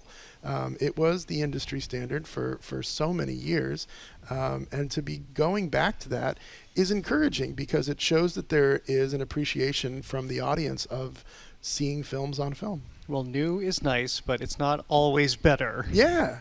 I think that's the way to look at it. Well, Mark Anastasio, thank you so much for being with us today. We should let you go so you can get all your naps in. Yeah, I got to start napping right now. Your training. Thank you so much. And again, congratulations on becoming the newly minted artistic director at the Coolidge Corner Theater. Thank you so much, Jared. Thank you. Mark Anastasio, as we mentioned, is the artistic director at the Coolidge Corner Theater. It's Halloween Horror Marathon, 12 hours of horror, all on 35mm film. Kicks off Saturday at 11:30. To learn more, go to coolidge.org. Coming up, writer Gish Jen on her novel Bad Bad Girl, an intimate look at her exceedingly complicated relationship with her mother. She's next on The Culture Show. Stay with us.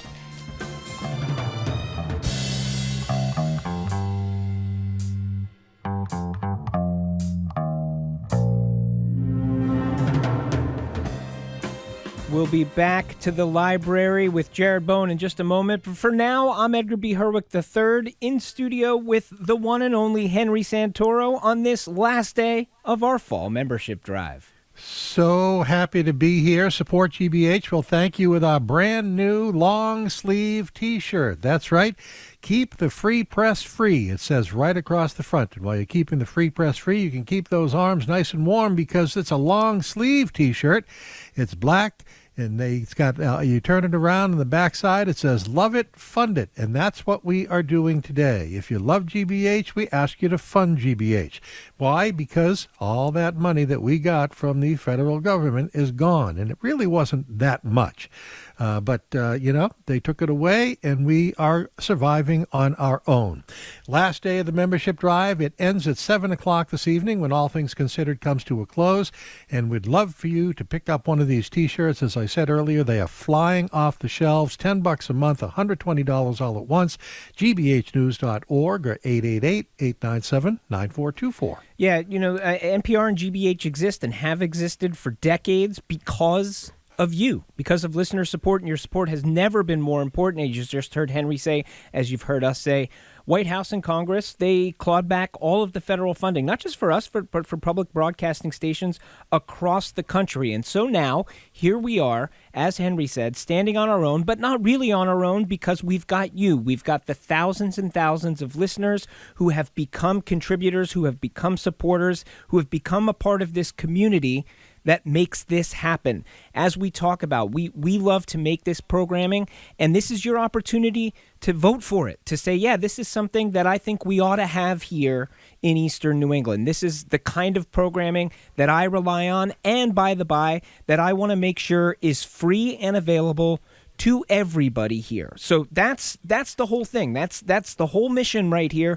And you can become a part of it right now with a very simple phone call and a contribution that makes sense in your budget. We're not asking you to fund the whole operation. We're not asking you to stretch beyond your means. We're asking you to look inside of yourself, ask yourself, how often do I listen? How important is this to me? And if the answer is pretty important, we ask you to pick a number that works for you and make that contribution. You can do it right now at 888-897-9424, or you can do it in the quiet of your own home at gbhnews.org.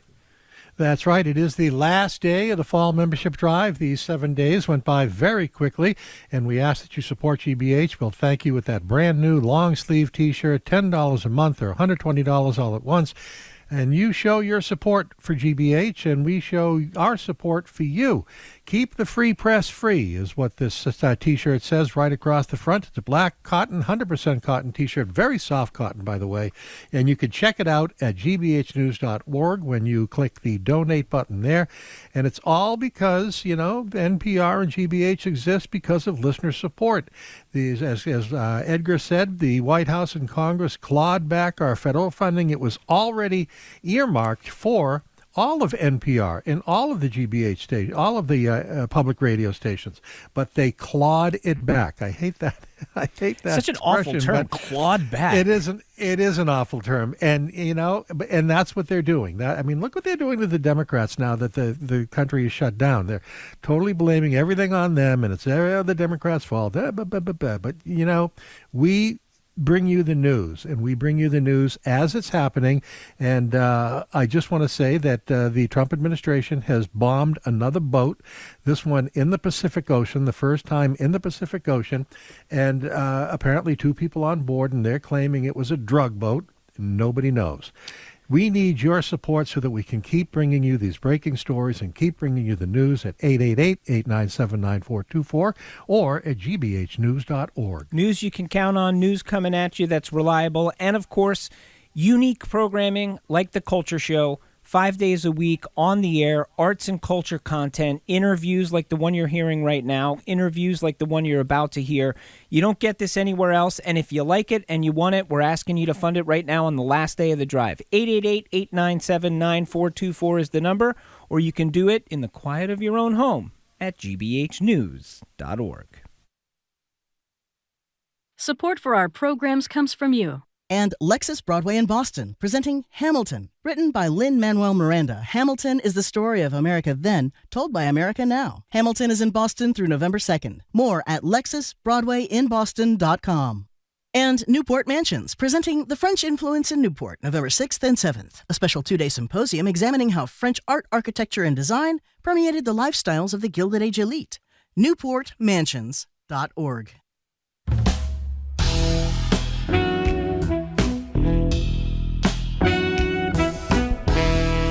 I'm Jared Bowen. This is The Culture Show live from our GBH studio at the Boston Public Library and streaming on the GBH News YouTube channel.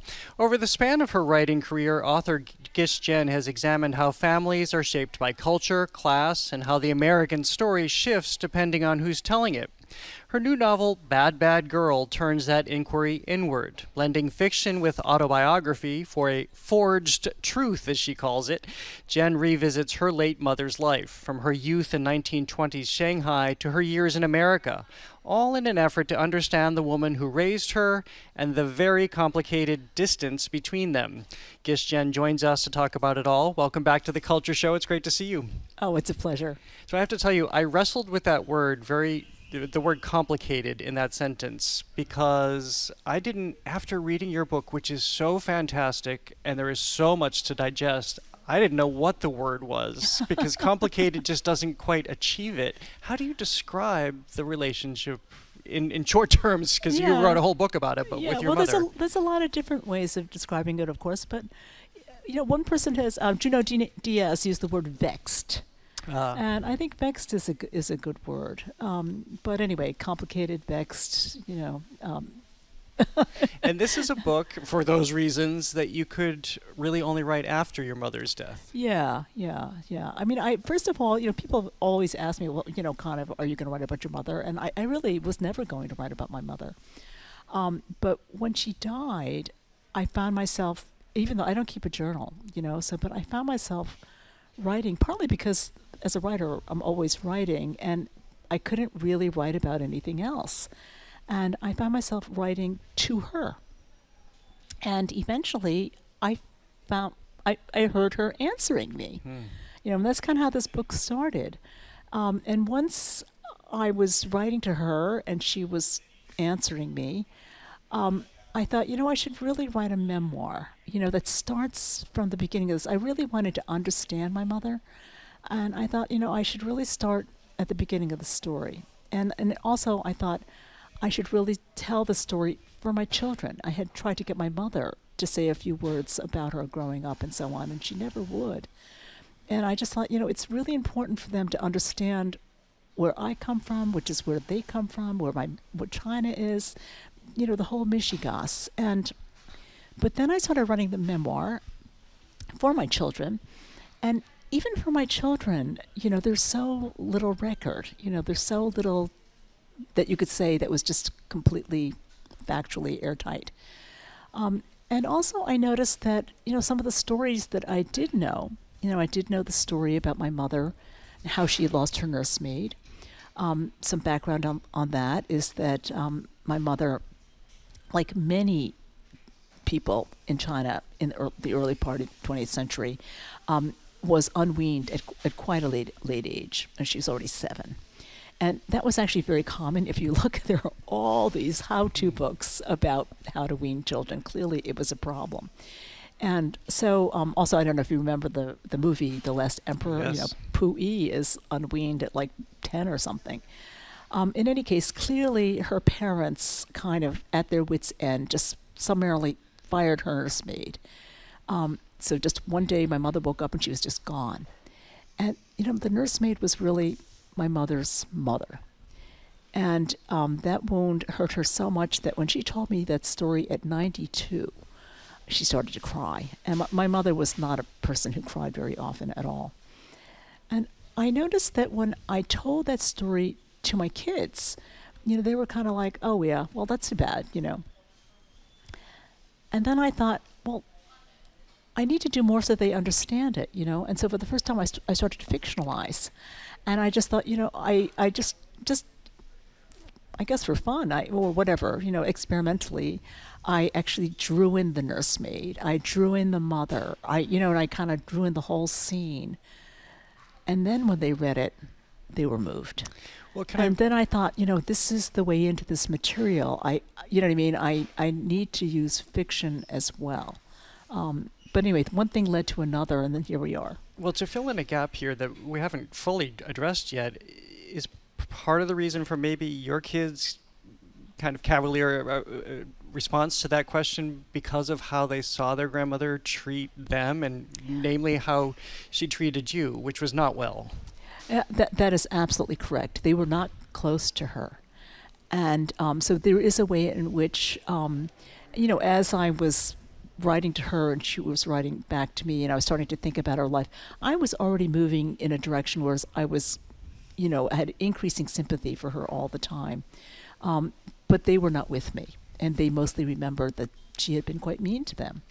And I guess there's somewhat, there's a way in which I wanted to change that. I wanted to humanize her. I wanted to put her in context for them too. But that's something I could only ask, that's only an evolution like I could ask of them after I myself had evolved, right? It's so much to reconcile, again, coming away understanding how terribly she treated you often, but then to understand that she leaves China and what happened to her family during the regime change, communism, Japan, the horrible Battle of Shanghai, and the horrific murders and violence that she would have heard about, that she experienced by way of her family. Obviously, that shapes a person. Yeah, it's easy, from here in America, we're aware that things were quite turbulent in China. But when you really think about being a 10-year-old girl, during the occupation of Japan and things like that, it really starts to look very different. And then it's trauma upon trauma upon trauma after, people know about the Cultural Revolution, but in fact, before the Cultural Revolution, there's 50 years of trauma before that. I mean, there's the Great Famine. I mean, all these things, 20 million people died, like big trauma, right? And it's hard almost to believe that, there are people, and especially, of course, not just her, but her family, that lived through all of that. I mean, so, we know, it's one thing to live through like one revolution, but, this is more than one revolution.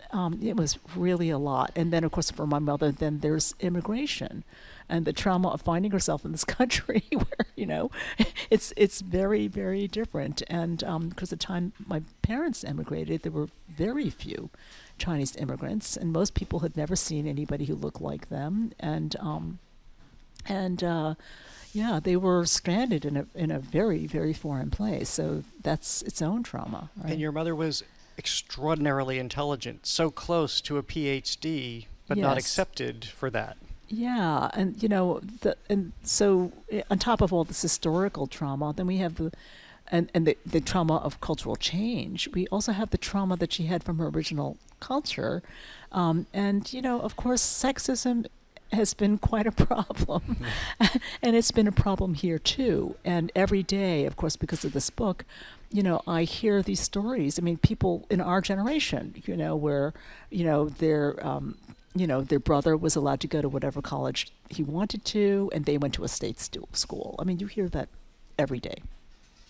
And of course, women here too, because a lot of them write to me and sort of say, you're so lucky to have these opportunities. And for them too, I mean, they did not get to do what I'm doing and what my daughter's doing. And this is just, this is only 15, 20 years back. I once was talking to another writer, and she was, she was not at the high point of her career, and she was a little discouraged. And I remember we were sitting in Radcliffe Yard, and I said, you look up, you see these windows, and every one of those was a classroom that was full of women that did not have the opportunity that we have. And I said, you cannot quit. And I have felt that way sometimes. I feel like, I can't quit. No, I mean, it's huge, the opportunity we've been given, and we must sit here and do what we can do. But that said, for all the sexism that we see here, in China, it was all of that times 10,000. I mean, here at least, baby girls were not being drowned, but in China during my mother's era, very definitely, you look at that huge skew in the numbers of girls and boys, and what happened to all those girls that were drowned. So the sexism that a smart girl faced was just surreal. I mean, luckily she had a father who also, who was ambivalent about it. He would have loved to have seen her be a boy. I mean, that's a funny way of putting it, but he could see her ability and her intelligence. And he did support her going to the United States. And he sent her to that school. He sent her to an international school, knowing that he would likely never see her again. Well, when he put her on the boat, I think he knew. I mean, I have no evidence for that, but my grandfather was a very smart man. I think they could all see the writing on the wall, and I do think that he understood that the other children couldn't go because they didn't speak English. But because my mother, was the eldest of her little cohort of siblings, because she had been sent to an international school, she was fluent in English, and she wanted to go. And I think he understood that he was never going to see her again. If people are just tuning in, I'm speaking with the writer Gish Jen about her new book, Bad, Bad Girl. I almost said novel, not quite a novel. Bad, well, Bad it Girl. is a novel. Yeah. Well, so on that front, about telling stories, you say something you write early on in the book that autobiographical impulse is more of a Western thing, which I found really fascinating. And it's also a way into my asking you about, given everything you've just outlined about what your mother already came to having you with, why do you think she never talked about most of it? Well, so I did write this book, The Girl at the Baggage Claim, and before that a book called Tiger Writing, Art, Culture, and the Interdependent Self. And it is, there have been many studies done, so it's not just my mother. Actually, it's most of the world does not have the Western individualistic self. And if I had to sort of put it in a nutshell what the difference is, frankly, I think because of Protestantism, we have an interjected divinity. So we believe that God lives within us, and it dwells in this thing called the self. And that's why we're very preoccupied with making sure the self is given dignity, that it is esteemed, that it gets to express itself, that it is free. We're very, and I used to describe this as a kind of an avocado pit that we have in it. And we think that is natural and that is universal. And that is completely wrong. Actually, 99% of humanity does not have such a conception of the self. And most cultures, and certainly throughout time, I mean, this is a very new development in the history of humankind. So we think it's natural. Anyway, because we think we have this self, we are interested in narration. We want to hear from the self. We want to know what's unique about you. Everybody's, what's unique about you? Well, in other civilizations, they don't care, and self-narration, autobiography, is just not on the agenda. Quite the contrary. It's really important is the narrative of the whole. So my father's family has a family record, a family book. It goes back 1,200 years to the Song dynasty. So the important thing about you is where in this genealogy do you fall? It's not like, who is this unique person? It's nothing to do with you as a unique individual. It's where do you fit in this, and what is your responsibility to your family, to your name, to, what is your role in things? So, and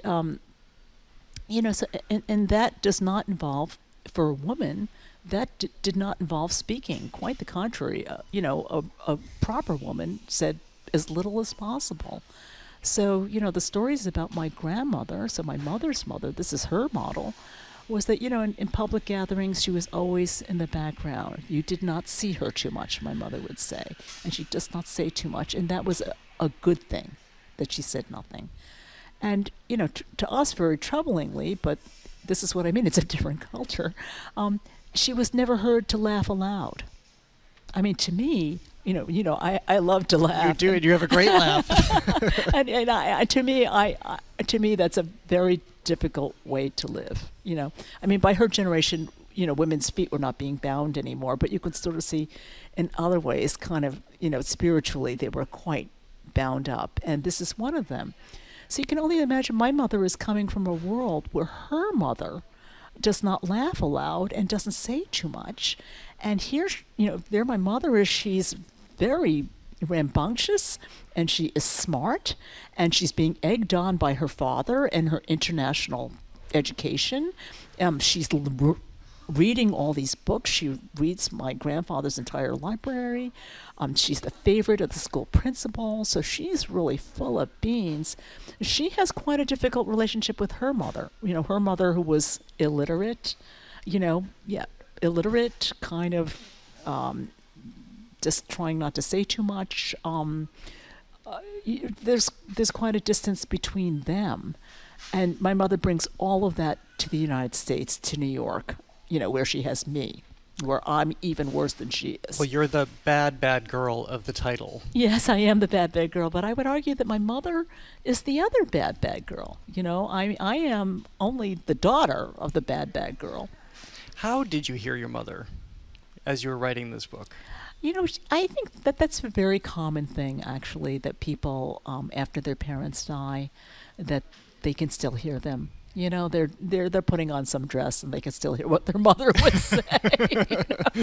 I don't honestly. I think those voices stay with you your whole life. And I will say that I think I've always had a little bit of a propensity to hear, the deceased. I mean, because in World and Town, in an earlier novel, for whatever reason, the dead best friend is talking.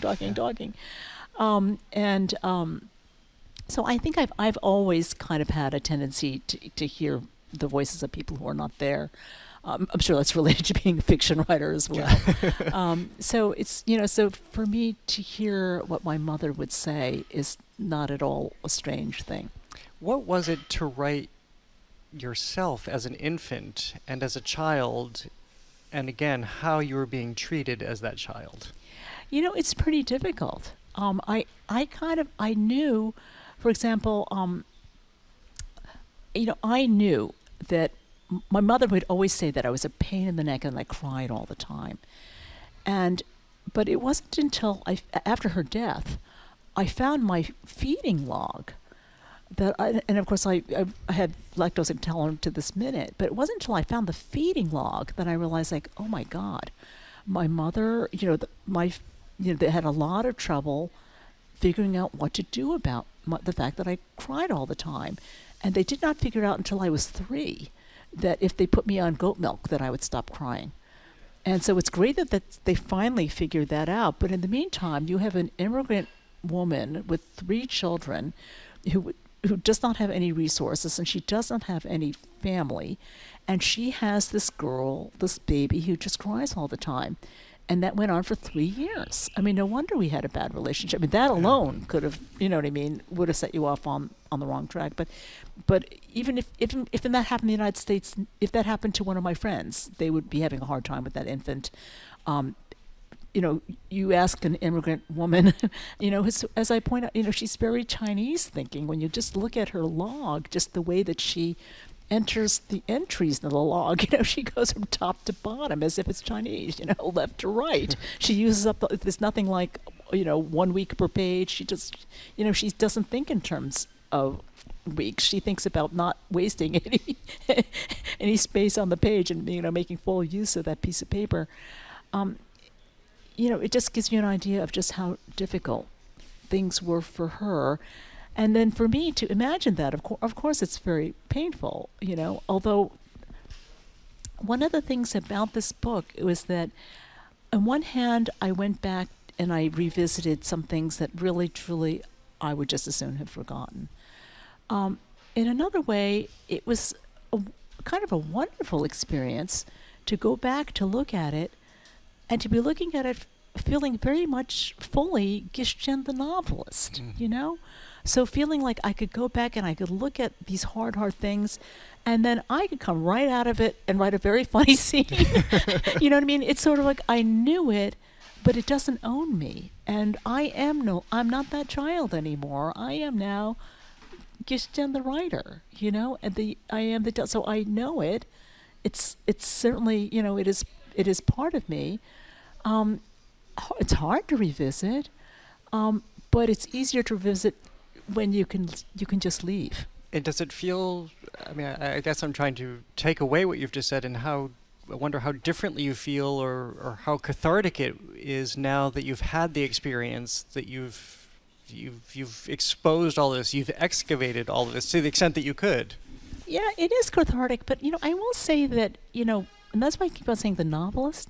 I think that, so this is not just like a therapy session, and a therapy session would have been plenty cathartic, but I think there's another level of, I don't know if you want to call it a catharsis or something, of healing, I guess, that comes from being actually to make something with it.